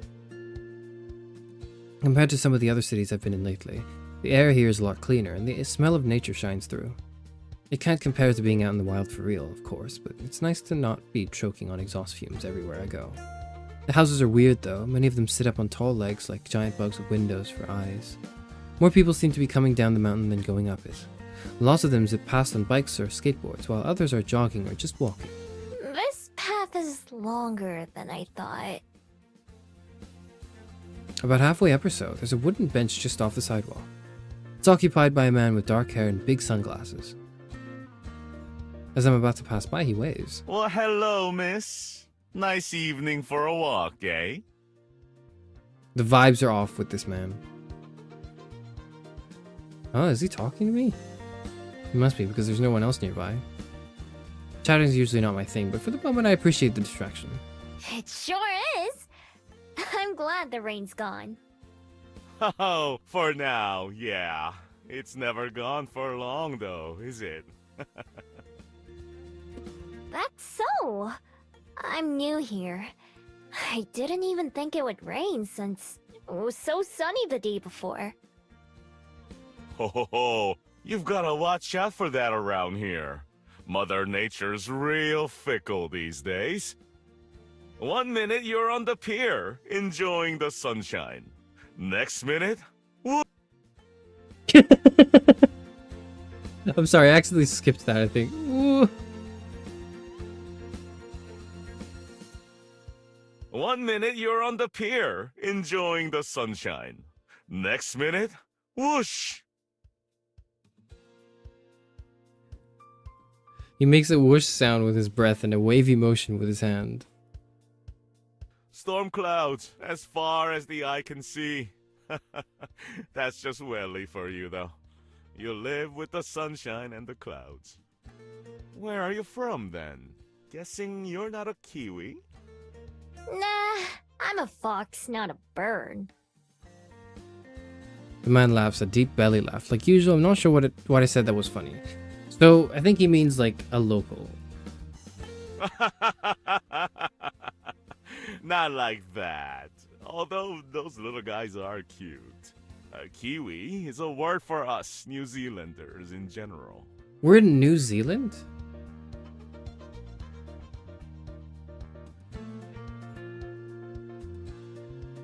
Isn't this where like Lord of the Rings was filmed or whatever? No, more importantly... nothing actually, I don't have any thoughts. Let's keep going. So it's a bird, a fruit, and people. You've got it. All three are delightful. Anyway, welcome to Wellington. I hope you're enjoying your time here in our little city. Is that a real place? Actually, I don't know anything about New Zealand. So far I am. I made my den here on the mountain. I've gotten coffee a few times, and I went to the library. I conveniently leave out my plans for the next time I'm in the library. Well, I can't say that's the usual tourist experience, but I'm happy to hear that it's working out for you. Staying long? Probably. Oh, sorry. I decided to come live here, but I'm still getting to know the place. So, maybe I'll change my mind. It's the capital? I know nothing about New Zealand. I'm sorry. Do not put me on GeoGuessr. Please don't put me on GeoGuessr. I'm begging you. I invested all my stat points into philosophy and nothing else. Don't put me on GeoGuessr, please. A true free spirit, eh? I felt the same way when I first got here, long time ago. Didn't think I'd settle down for life, but here I am now. Lived more years here than everywhere else in my life. It can't be that long. You don't look very old for a human. No? Well, that's my ego boost for the day. You don't look very old for a fox either, but I imagine you've got a good head start on me. That's true. I don't really keep track or think about it, though. He laughs again. Can't say I blame you there. I think 100 years, give or take a little on either side, is enough for me. And I'm only halfway there, so I've got plenty more to look forward to. He stands up, but has to do it slowly. Same. And sometimes I'm reminded of how many I've got under my belt already. True. Thank you for the chat, miss. I better get back to the water now and make sure young Min hasn't fallen into the ocean or anything. Oh, I get it. You're kids, right? Yeah. Oof. Got grandkids. I feel you, old man. I feel you. Hello, gentle. Hello. It's been a real pleasure talking with you, though. I hope you'll give our fair town a shot. Thanks. It was nice talking to you too. And I mean that for once. And you know what? He initially the vibes were a little off, but he passed the vibe check, I think, fairly quickly. He waves goodbye as he heads down some stone steps, and I keep heading upwards. I'm still a little skeptical, but like overall he's fine, right? I don't know. Like I think I like his vibe. I think I like his vibe for now. I've never really thought about my age compared to a human. Humans don't matter to my lifestyle. I wasn't lying when I said I don't know how old I am. It's never been important. Places, relationships, memories, they just tie people down. I want to be everywhere. When I reach the top of the mountain, I take a deep breath of the crisp air. Wind blows my hair in every direction and I can't keep it out of my face. The wind is wild and goes where it wants. It doesn't answer to anyone. That's how I've lived my life too. A free spirit, that's what the man called me, and I like the sound of it. I can see the smudges of a few people down by the beach and on the pier. Is one of them the man I just met? There's no way to know. From up here, they're just tiny little blips, impossible to tell apart from each other. Once I've had my fill of the view, it's time to get on the way again. I turn my back on the people and start making my way down once more. The library. When the moon is high in the sky, I decide it's time. This is the perfect kind of night for me. There's not much wind, meaning I'll be able to hear or smell anyone approaching. It's a little cloudy too, which gives me some cover from the moonlight. I make my way back up to the library, stopping as soon as I'm within sight of it. I find a shadowy place to hide and watch the front for a few minutes. Like I hoped, nobody goes in and out. All the windows are dark too. I slowly creep up towards the entrance, ready to transform and flee if I have to. I feel like we're gonna bump into the librarian again, and then she's gonna offer us the room or something. I don't know. Nothing happens. No one tries to stop me. I peek into one of the windows. It's dark inside, and I can't see anyone at all. Perfect. I move around to the back side of the building and check those windows too. Same thing. It's dark and empty. This is gonna be too easy. Back at the front door, I pick the lock and slip inside. I sneak from room to room, revisiting the items I memorized yesterday. They're not expensive or fancy enough to think of them as treasures. I end up leaving a lot of them alone, since I don't want to carry too much with me. The rest go into my coat pockets. Finally, I end up back at the painting in the corner. The piece that started this whole plan. I have to set a couple things down on the floor because the painting needs both hands for me to lift it. It's heavier than it looks though, it's not very big. It's probably a good sign for how much it will be worth. I have to jiggle it a couple times to get it off the hook, but I manage. Tucking the painting under one arm, I pick up the other goods from the floor. This should be enough for one night. Best to get it in and out quick. Start to head back for the front door where I came in. Before I get there, light floods the room. Uh-oh. It's over. It's over. My head starts to race. My heart starts to race as I immediately prepare to run. A quick glance over my shoulder shows the woman from last night standing at the top of the stairs. We're in trouble. We're in so much trouble. We're in so much trouble. It's not worth it. That's why I was like, look, a life of crime doesn't pay. Crime doesn't pay, okay? Crime doesn't pay. What we should have done is we should have just been totally honest to the library lady and the barista and the girl with the glasses and just went like, hey, I'm kind of homeless, you know, like, I please, I need this. And then they might give us a job, right? That feels like the right course of action to me. Her eyes are glowing blue with anger. Uh-oh. She takes a step forward, not seeming to touch the stairs. Leave that painting alone. I've got to get out of here now. Throwing caution to the wind, I clutch my spoils tight and charge for the door, trying to make myself as small a target as possible. The painting is too big for me to transform and still hold on to it, so I've got to do this on 2 legs. Stop! Please!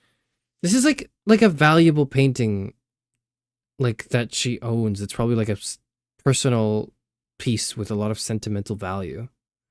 Right? Like, she probably actually, like, cares for the... Whatever. I don't stop.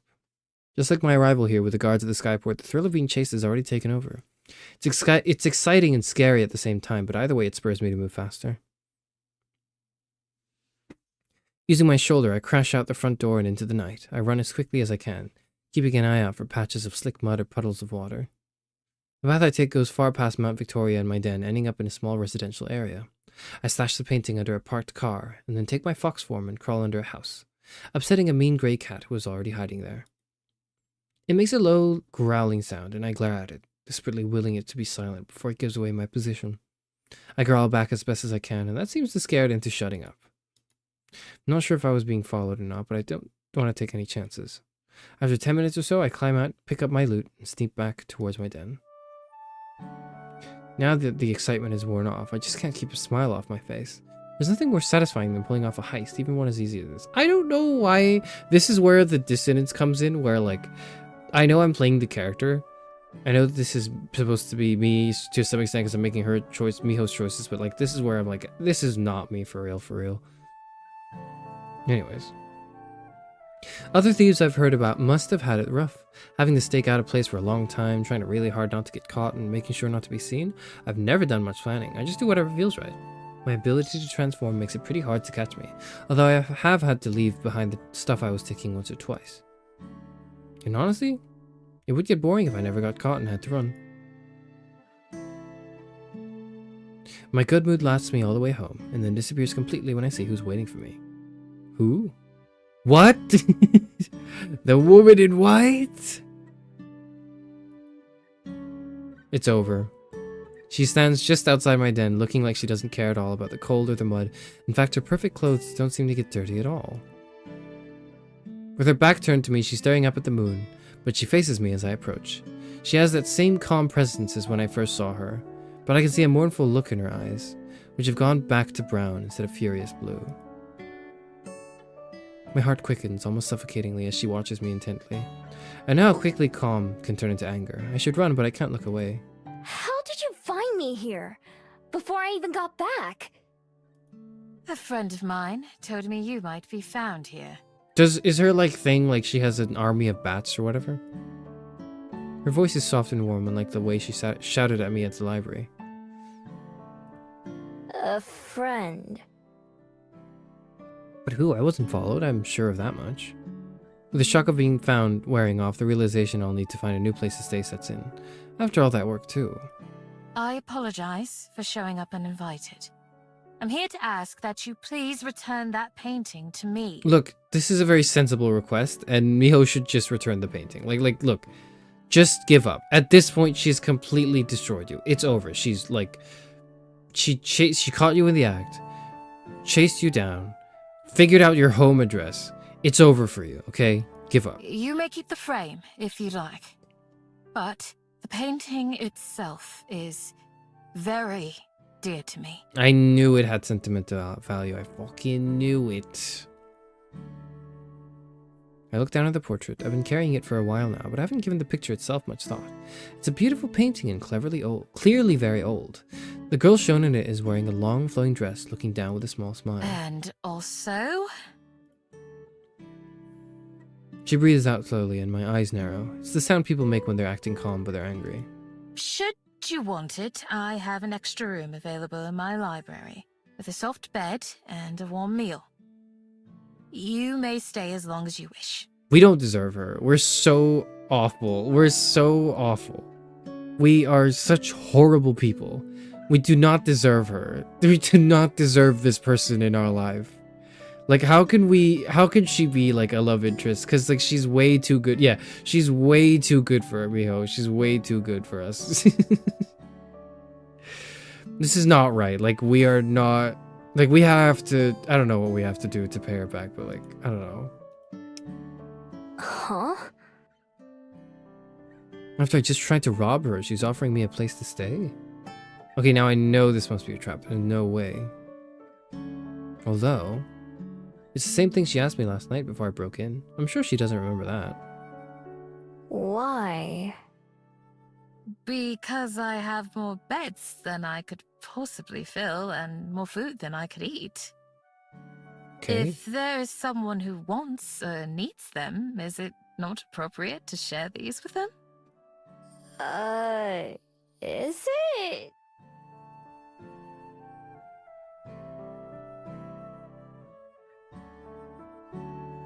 I'm not sure what answers she wants to hear. She looks at me again, the same expression as it was in the library. Well, her offer does sound kind of tempting. I guess it's not like my place is as nice as yours. We don't even know her name. We don't. We don't. Not anymore, at least. Not after it rained and made half of it mud. I looked down at the painting again. This is like her, right? This is her. No? No, it's not. What am I talking about? No, this is not her. Who is this, then? Is this, like, her girlfriend? Her ex-girlfriend? We don't know. I still don't trust her. I've watched people enough to know better than that. There must be something she wants. Yes, here's what she wants. She wants to offer you an olive branch. Okay? She believes in, like, you know, rehabilitation, okay? She believes that you can do better. She wants you to do better, okay? As a person. Because she just has that, like, empathy and love for, like, humans. I was gonna say humans, you're a fox, but, you know. Thing. For the world. There you go. Whatever. But I don't think she wants to hurt me. She knows I don't have anything worth stealing. If she did try to pull something, I could just run away. It's only one night. I can go back and try again, or find someplace else to take room. I look down to the burrow past where she's standing. It looks less a den and more a pile of mud. The thought of sleeping there again practically makes this the decision for me. Fine, I'll take it. She breathes out slowly again and smiles. Maybe that sound doesn't mean she's angry? Wonderful. I'm glad to hear it. I should My name is introduce Juliet. myself properly. My name is Juliet.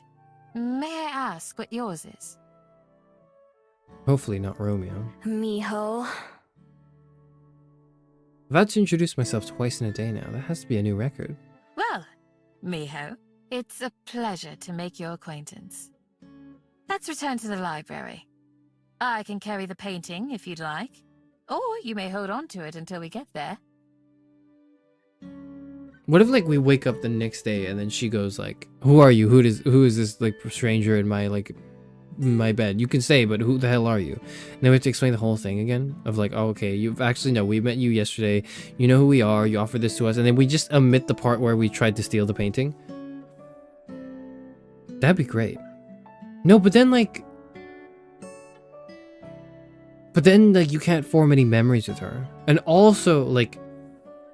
Couldn't you just start gaslighting her then? Like, "Oh, you don't remember me, but actually I was your, like, I saved you from this, like, thunderstorm the other day, you know. I was there for you. I was so super heroic. Anyways, I need some money." You could do that, maybe. I shrug. Here, feel free. She receives it very gently, and I quickly follow in beside her as we begin to walk back. To my relief, she doesn't try to make any conversation. Instead, she silently cradles the painting as we go. When we get back to the library, the lights are off and the door is still unlocked. After setting the picture down on the desk, Juliet gestures towards the stairs. It's on the second floor. I follow her lead again until she stops at one of the closed doors. She unlocks it and lets me in. The room is simple and cozy, with a couple dressers, a table, and a bed. Over the bed there is a boxy window with a wide sill big enough to sit on. On the table there's a cheese sandwich and a few apple slices, plus some sort of cake. There's also a pitcher of water. I hope the food is to your liking. 2 rooms down the hall from here, you'll find a refrigerator, and you may help yourself to anything in there. Why is she such, like... a saint. Why she's so nice. Like, what's wrong with her? Something's wrong with Juliet. She's so nice. She's stately and orderly. Like, what's going on? My study is just past that. If you need anything, don't hesitate to come find me. She's probably studious. What's happening? Is there anything more I can bring for you? Please, it's enough. I shake my head still in disbelief. What am I even supposed to say in a situation like this? I just stole from her, and now I have both a bed and food in return. As if to answer my confusion, she gives a calm smile. It doesn't help. Then I'll leave you to it. We can speak again in the morning. Good night, Miho. The door shuts behind her, and I expect to hear Juliet lock it. But when I try the knob after giving her a few moments, the door opens quietly into the dark hall. Juliet's nowhere to be seen. Well, I mean, yeah, because, like, she literally told you, by the way, there's, like, a fridge 2 rooms down the hall. Feel free. Why would she lock the door if she said that? I pull the door back shut behind me and inspect the room, looking for any hidden threats. I also check the food, sniffing it to make sure there's no poison or anything. If there is, I can't smell it, and so I dig in instead. Whoa. This is really good. Can I get, like, a description of the food, or does it not matter? There's 3... Okay, it does matter, I guess. There's 3 different kinds of cheese in the sandwich, which is 2 more kinds than I knew existed. The bread is soft and buttery, and when I take a bite of the apple, juice rolls down my chin. The water that I wash it down with tastes better than the water from the stream by my den. Stream, excuse me. When I'm done eating, I climb into bed, still feeling overwhelmed. More specifically, not knowing how to feel. Part of me fears that I've made some gigantic mistake and that I'll wake up in danger, if I ever wake up at all. Trusting my instincts has kept me alive on multiple occasions and for hundreds of years, enough that I've lost count of exactly how many. But something tells me I don't have anything to fear from the woman who I can only assume is my host and the owner of this place. So with that in mind, I pull the blankets up to my chin and adjust the luxurious pillows beneath my head. Who knows, maybe the morning will bring trouble with it. But right now, just sleeping sounds alright.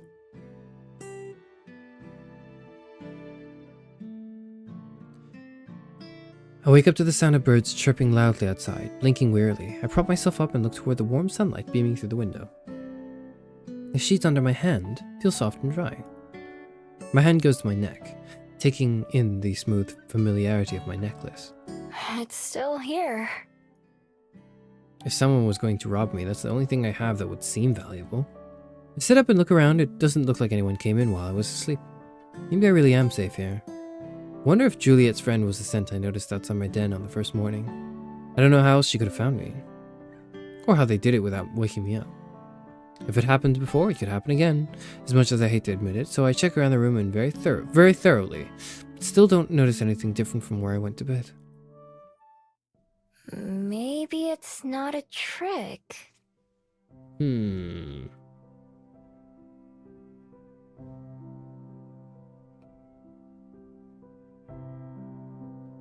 All my past experiences have told me that there has to be a catch. Nothing is free. Nothing.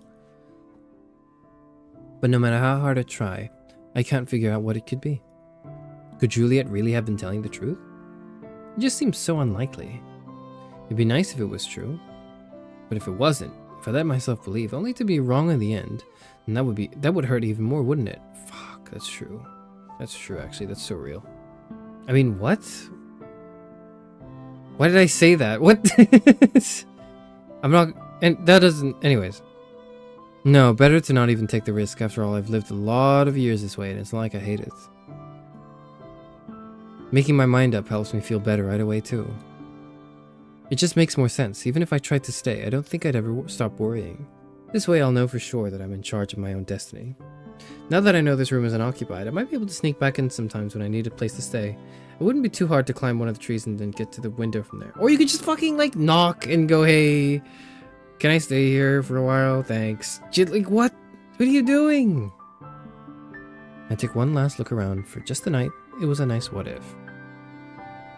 Then I head downstairs and out the door without speaking a word to anyone. It's another nice day, the same as when I first arrived in Wellington. Warm sun and blue skies with just a hint of clouds. For a while I meander around town, eating the last of my pastries from the convenience store hall for breakfast. The day feels like another restart. I have no den, no supplies, no anything. It's less exciting now than it was when I first arrived. I don't have a destination in mind, but eventually end up at the waterfront. There's an airship over the bay, descending closer towards the skyport. A couple of kids down on the beach wave up at it, seeming excited. The people arriving on that ship all have somewhere that they're planning to go to when they get off, huh? They've all got people waiting to see them. What have I got? Some trash and an old scroll? So far, Wellington's given me nothing but questions. No, you've also had, like, close... Maybe not close, but, like, relationships with some people. That never bothered me before in any of the other cities I've been to, so why now? Guess it's another question for the pile. I push myself off the railing and head back into town. I go through the motions of scouting for somewhere to rebuild my den, but my heart really isn't in it. Makes sense. After wandering for a while, I end up at the Bell House yet again. It's just the place I go when I have nowhere else to go. There are more customers than usual, so there are 2 people working behind the counter. It only takes a brief glance to notice that one of them is Aspen. Aspen. Wonder if she'll think I'd like a fairy kiss chiller again, or maybe I'll make a different sort of first impression today. The line moves pretty quickly. It helps that Aspen doesn't spill anything this time. When it's my turn to order, I step up to the counter with a fake smile. Oh, hello! What can I make for you today? I'll have a fairy kiss chiller, please. Certainly. Good choice. Oh, she doesn't remember us. I reach for my wallet to pay, but she stops me. Oh, don't worry about that. It's on the house today. Great! What does that mean? It means that you don't have to pay for it. She As an remembers apology us. for yesterday. She remembers us. She remembers us. Yesterday, why does that sound so strange? I nearly miss her talking, my mind having tripped over the word. She reaches for a cup, the pen already in her hand. And that's for Miho, right? What? For Miho? That's me. My name? She remembers my name? My heart begins to race wildly, my body reacting just as strongly as my mind. Aspen frowns, clearly noticing that something's off. My head's in too much of a daze to deal with it, though. It is Miho, right? She checks the notebook on the counter, brow furrowing deeply as her finger slowly moves down the page and taps on one of the lines. Oh my god, she wrote our name down in her book. Ah. Okay. What do I say? How do I explain? And for the first time in my life, for the first time in hundreds of years, somebody's remembered my name? It's not supposed to be like this. I'm supposed to be forgotten. Every time without fail. It's my armor. It's my life. I take a step backwards. I have to run. I have to get out of here. I have to get away. But where to? I've just been running. I don't have anywhere else to run to. But I don't have... No! I don't have any other choice. Without a plan or destination, I turn on my heel and bolt outside, not daring to look back. Everything is wrong. I have to go. Miho! Why am I leaving? Why am I fucking up this perfectly good thing? This is the opposite of like... the tragic yaoi. Okay, where it's like... they're fated to be apart, but their love tries to bring them together anyways, and like, you know, fate ultimately wins, but then it's like they do their best and there's just nothing they could do. This is like, actually everything is going relatively well. Our protagonist is just self-sabotaging. Or maybe I'm extrapolating a lot from just one visual novel. Anyways. But never like this, never with such a confused, worried tone. Feeling sick to my stomach, I push myself to run even faster. Maybe I should just leave this whole city, get on the next airship out of here and act like it never happened. I'd go somewhere else, back to China or America or anywhere, and start over again. Within days it'd be like I never even came to Wellington. My life would go back to normal, and eventually I'm sure Aspen and Juliet would forget me, just like they're supposed to. Nothing would be different, except that's not quite true. I wouldn't forget what happened here, even if everyone else did. No matter what, I'm sure I won't ever be able to get these past few days out of my mind. When I get to Mount Victoria, I finally stop running. Not because this place is special or because I wanted to come here, but because I don't know where else I'd go. I make my way up to the top of the mountain, just like I did on my first day. The view, which I admired so much last time, doesn't do much for me now. Instead, the city looks cluttered and confused from up here. My chest hurts from running so long. I'm much more used to quick bursts of sprinting to get away from something or someone. I guess that's still what I'm trying to do right now. But I'm not too sure what it is that I'm running from. Whenever something goes wrong, my first instinct is to flee. Aspen remembering me definitely counts as something wrong, but when I stop to think about why, Some of the reasons are obvious, mostly. What if it's not just Aspen? What if everybody can remember me now? Or even worse, what if people who forgot about me a long time ago start to remember me? Both could get me in a lot of trouble. My days as a thief would probably be over. There are some places where I could never show my face again. The smart thing to do is to leave. I could even see a couple airships at the skyport right now. I have everything with me. I could just go. There's nothing keeping me here. Okay, well, but it could be maybe because she wrote our name down? Maybe because she knows our name? I don't know. That's not true. Other people have known our name in the past, right? Just like you in a weird way. That's not true. That's not true. Also, say goodbye to your mod rights. Barrels.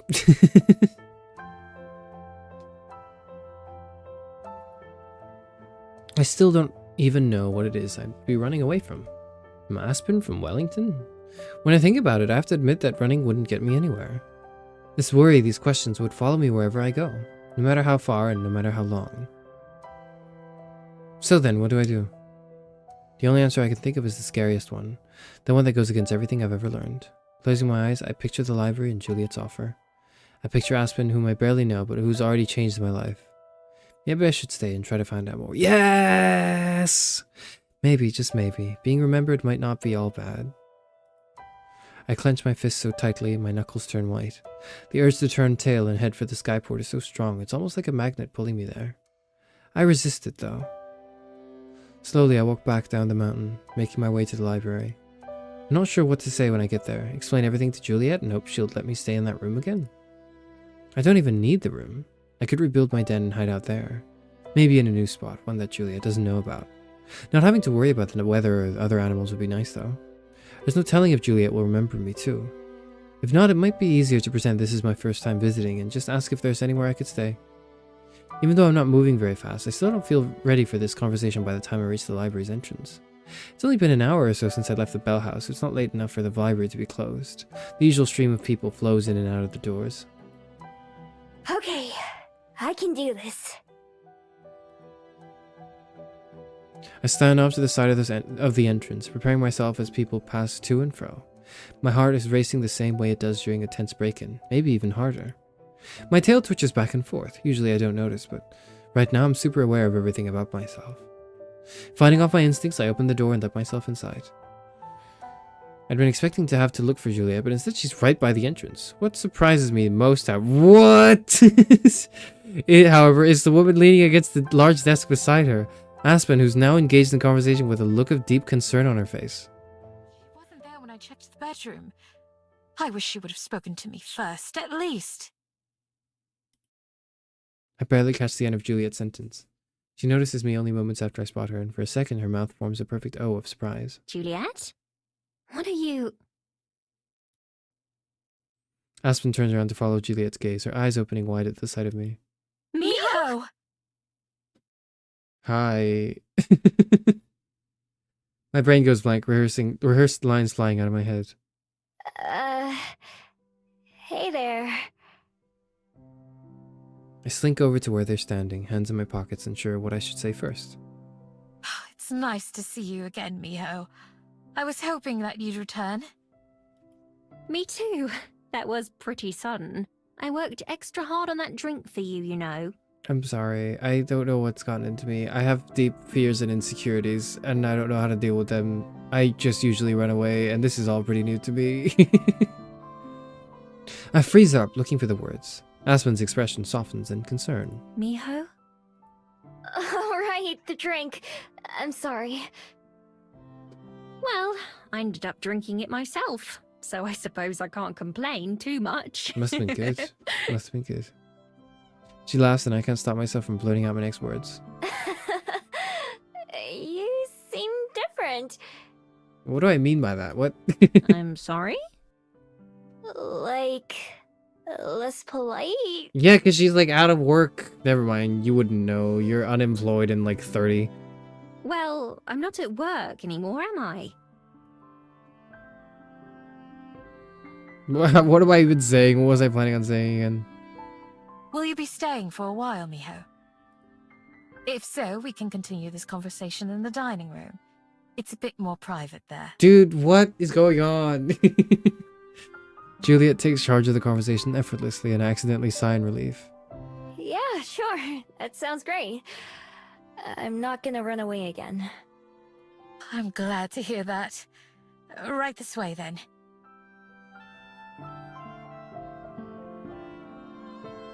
Juliet leads the way down the hall and into one of the locked rooms.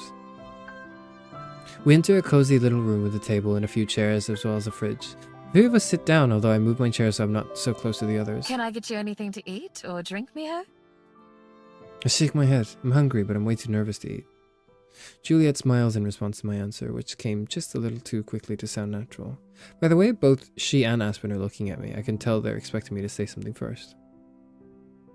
None of the words that I planned are coming back to me. What do people even say in a situation like this? The temptation to run away is overwhelming, the door just a few feet behind me. My knuckles whiten as I tightly clench my fists in my lap, pushing myself to resist the urge.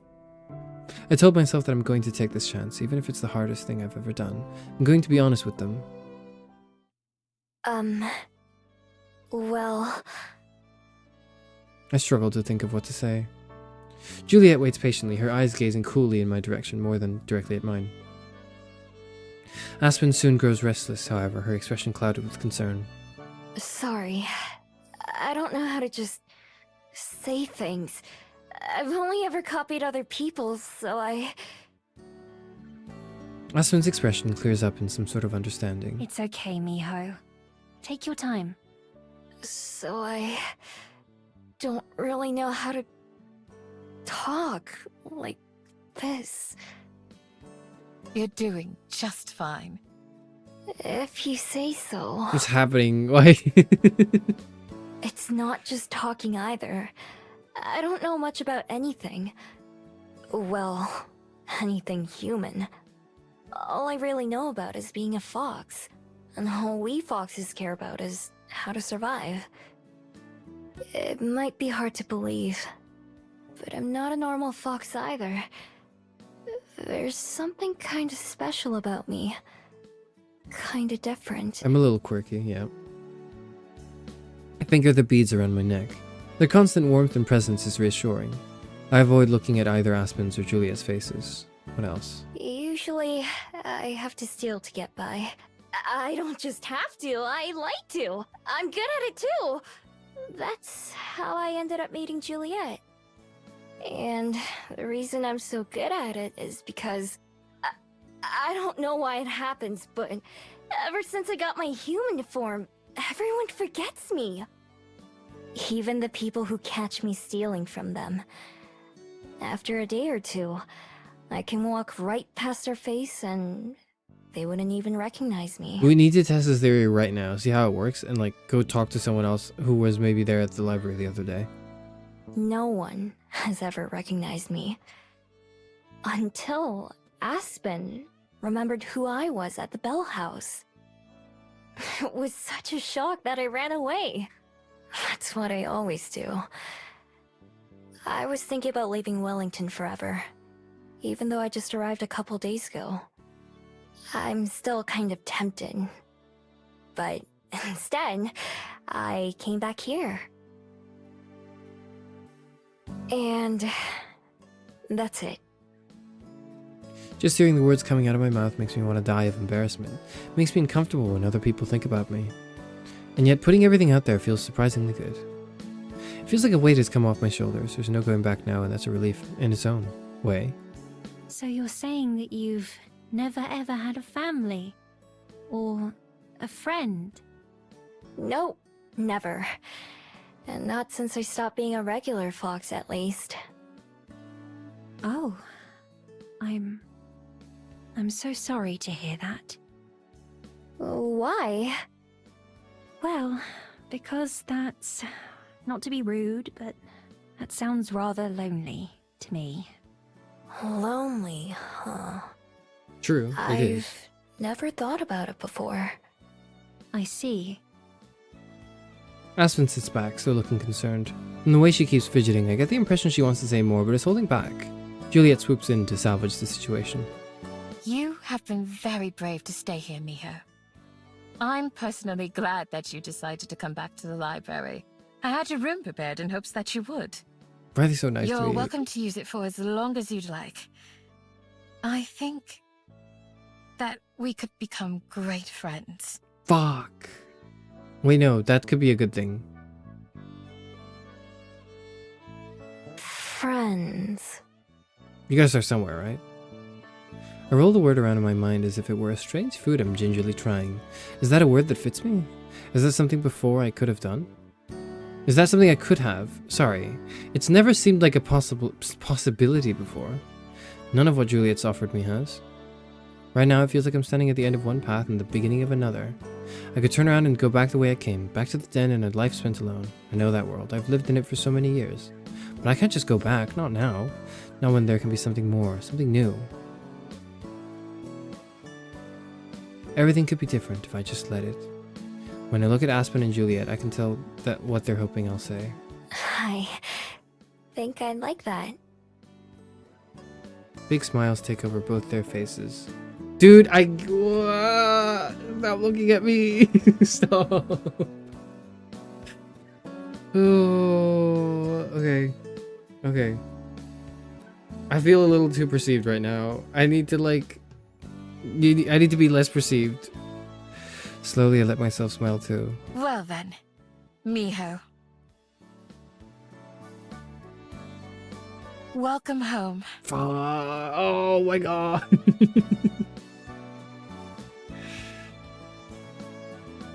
That's it, that's the game. We did it. We beat the game, guys.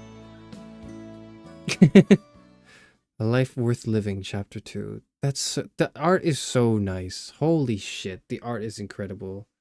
I haven't talked about... Okay, this is where I'm going to end stream. But before I end stream, I just want to say, holy shit, the art is incredible. It's fantastic. It's so nice. I love the designs of the characters. I love the art direction of the scenery and the environment, but like mainly the characters is what I care about. These like bits of key art are fantastic. Studio Land games are usually super pretty, yeah. You should play more of them. I don't know this studio. I don't know anything about this game other than the fact that Dotovu is a voice in it. What?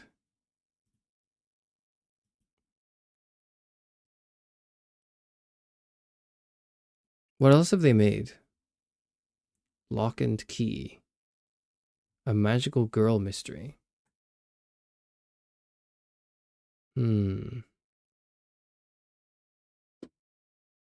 Interesting.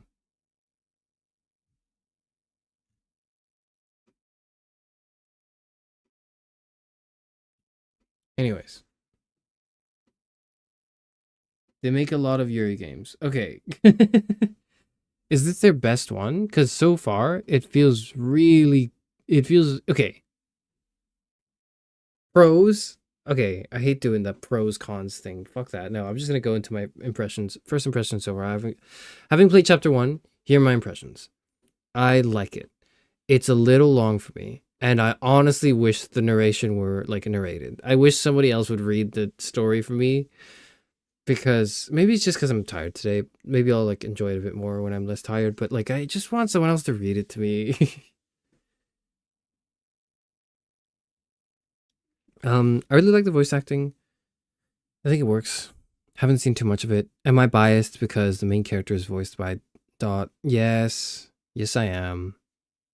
But, you know, even without that, it's good.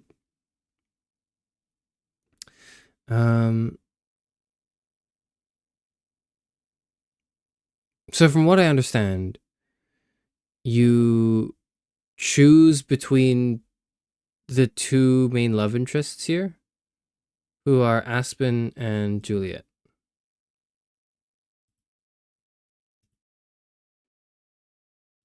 I believe. And then along the way, there are also some other like friends. And then like, you know, sorry, I'm like watching the trailer again and trying to recap what I see from the trailer and like, you know, explain what I predict to be the game.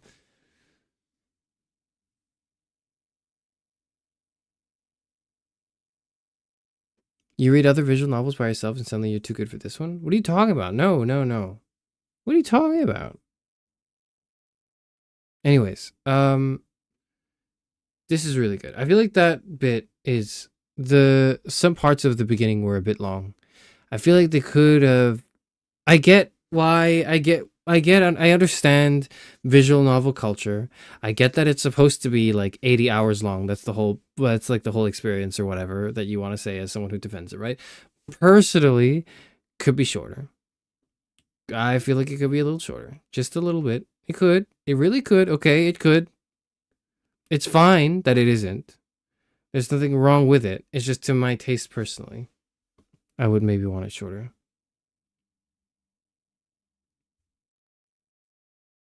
Like you narrated 18 or so hours of Katawa Shoujo and you can't even narrate this. Here's the thing, is Katawa Shoujo was a year ago. Holy shit. Katawa Shoujo was a year ago? I played Katawa Shoujo a year ago. February was a year ago. What? 5 Hearts Under One Roof was a year ago? Oh my god. Don't tell me that, man. You told me this. Anyways, like, it was a while ago, and it's not like, oh, I haven't recovered from it, per se. It's just that, like, I'm sort of, as I dip into it more and more, rather than, like, having, I could read for a longer amount of time if I had more energy today, and I don't. But if I did, I could. But I would prefer a game with a... What am I saying? I'm saying this visual novel has too many words in it. Shut the hell up, Charis Euphranor. Time passes so fast. Time to experience Valentine's all over again. Fuck, no, I hate Valentine's. It's a whole month and a half of this. I promised you guys a whole month and a half of this. It's over. It's over. All right, whatever. Well, okay. Thank you for experiencing the game with us. Don't take that as a con against this game. It's not a con against this game. It is not a con against this game. I think the game is fine overall. And so far, although it dragged a little bit, we're getting into it now, and the writing is it's long, but it's objectively good writing. It's objectively really good writing, I think. The protagonist is super interesting. She has a personality and like actual trauma, but also like, I guess, you know, things that make her an interesting like protagonist, where I would often disagree with the protagonist, and that's good. I don't want the protagonist to just be a blank insert. If I agree with the protagonist, I want it to be because they're making hyper-specific decisions that I also would make. The fact that I disagree with the protagonist means she's making hyper-specific decisions that I wouldn't make, which is good, because at least she's making hyper-specific decisions that aren't just generic, you know, anime thing. All right, that's it. Thank you. Goodbye. Goodbye. Thank you, Robo. See you. Good leave. Good leave. Good leave. Oh god, tomorrow's the Omegaverse quiz. Oh, tomorrow's the Omegaverse quiz. I have to do the Omegaverse quiz. I don't even know what that is, but like everyone keeps talking about it. You guys keep talking about it, and it scares me the way you talk about it. What the fuck? Oh. Woo, fuck you. I don't even know what that is. I don't want to find out. Whatever.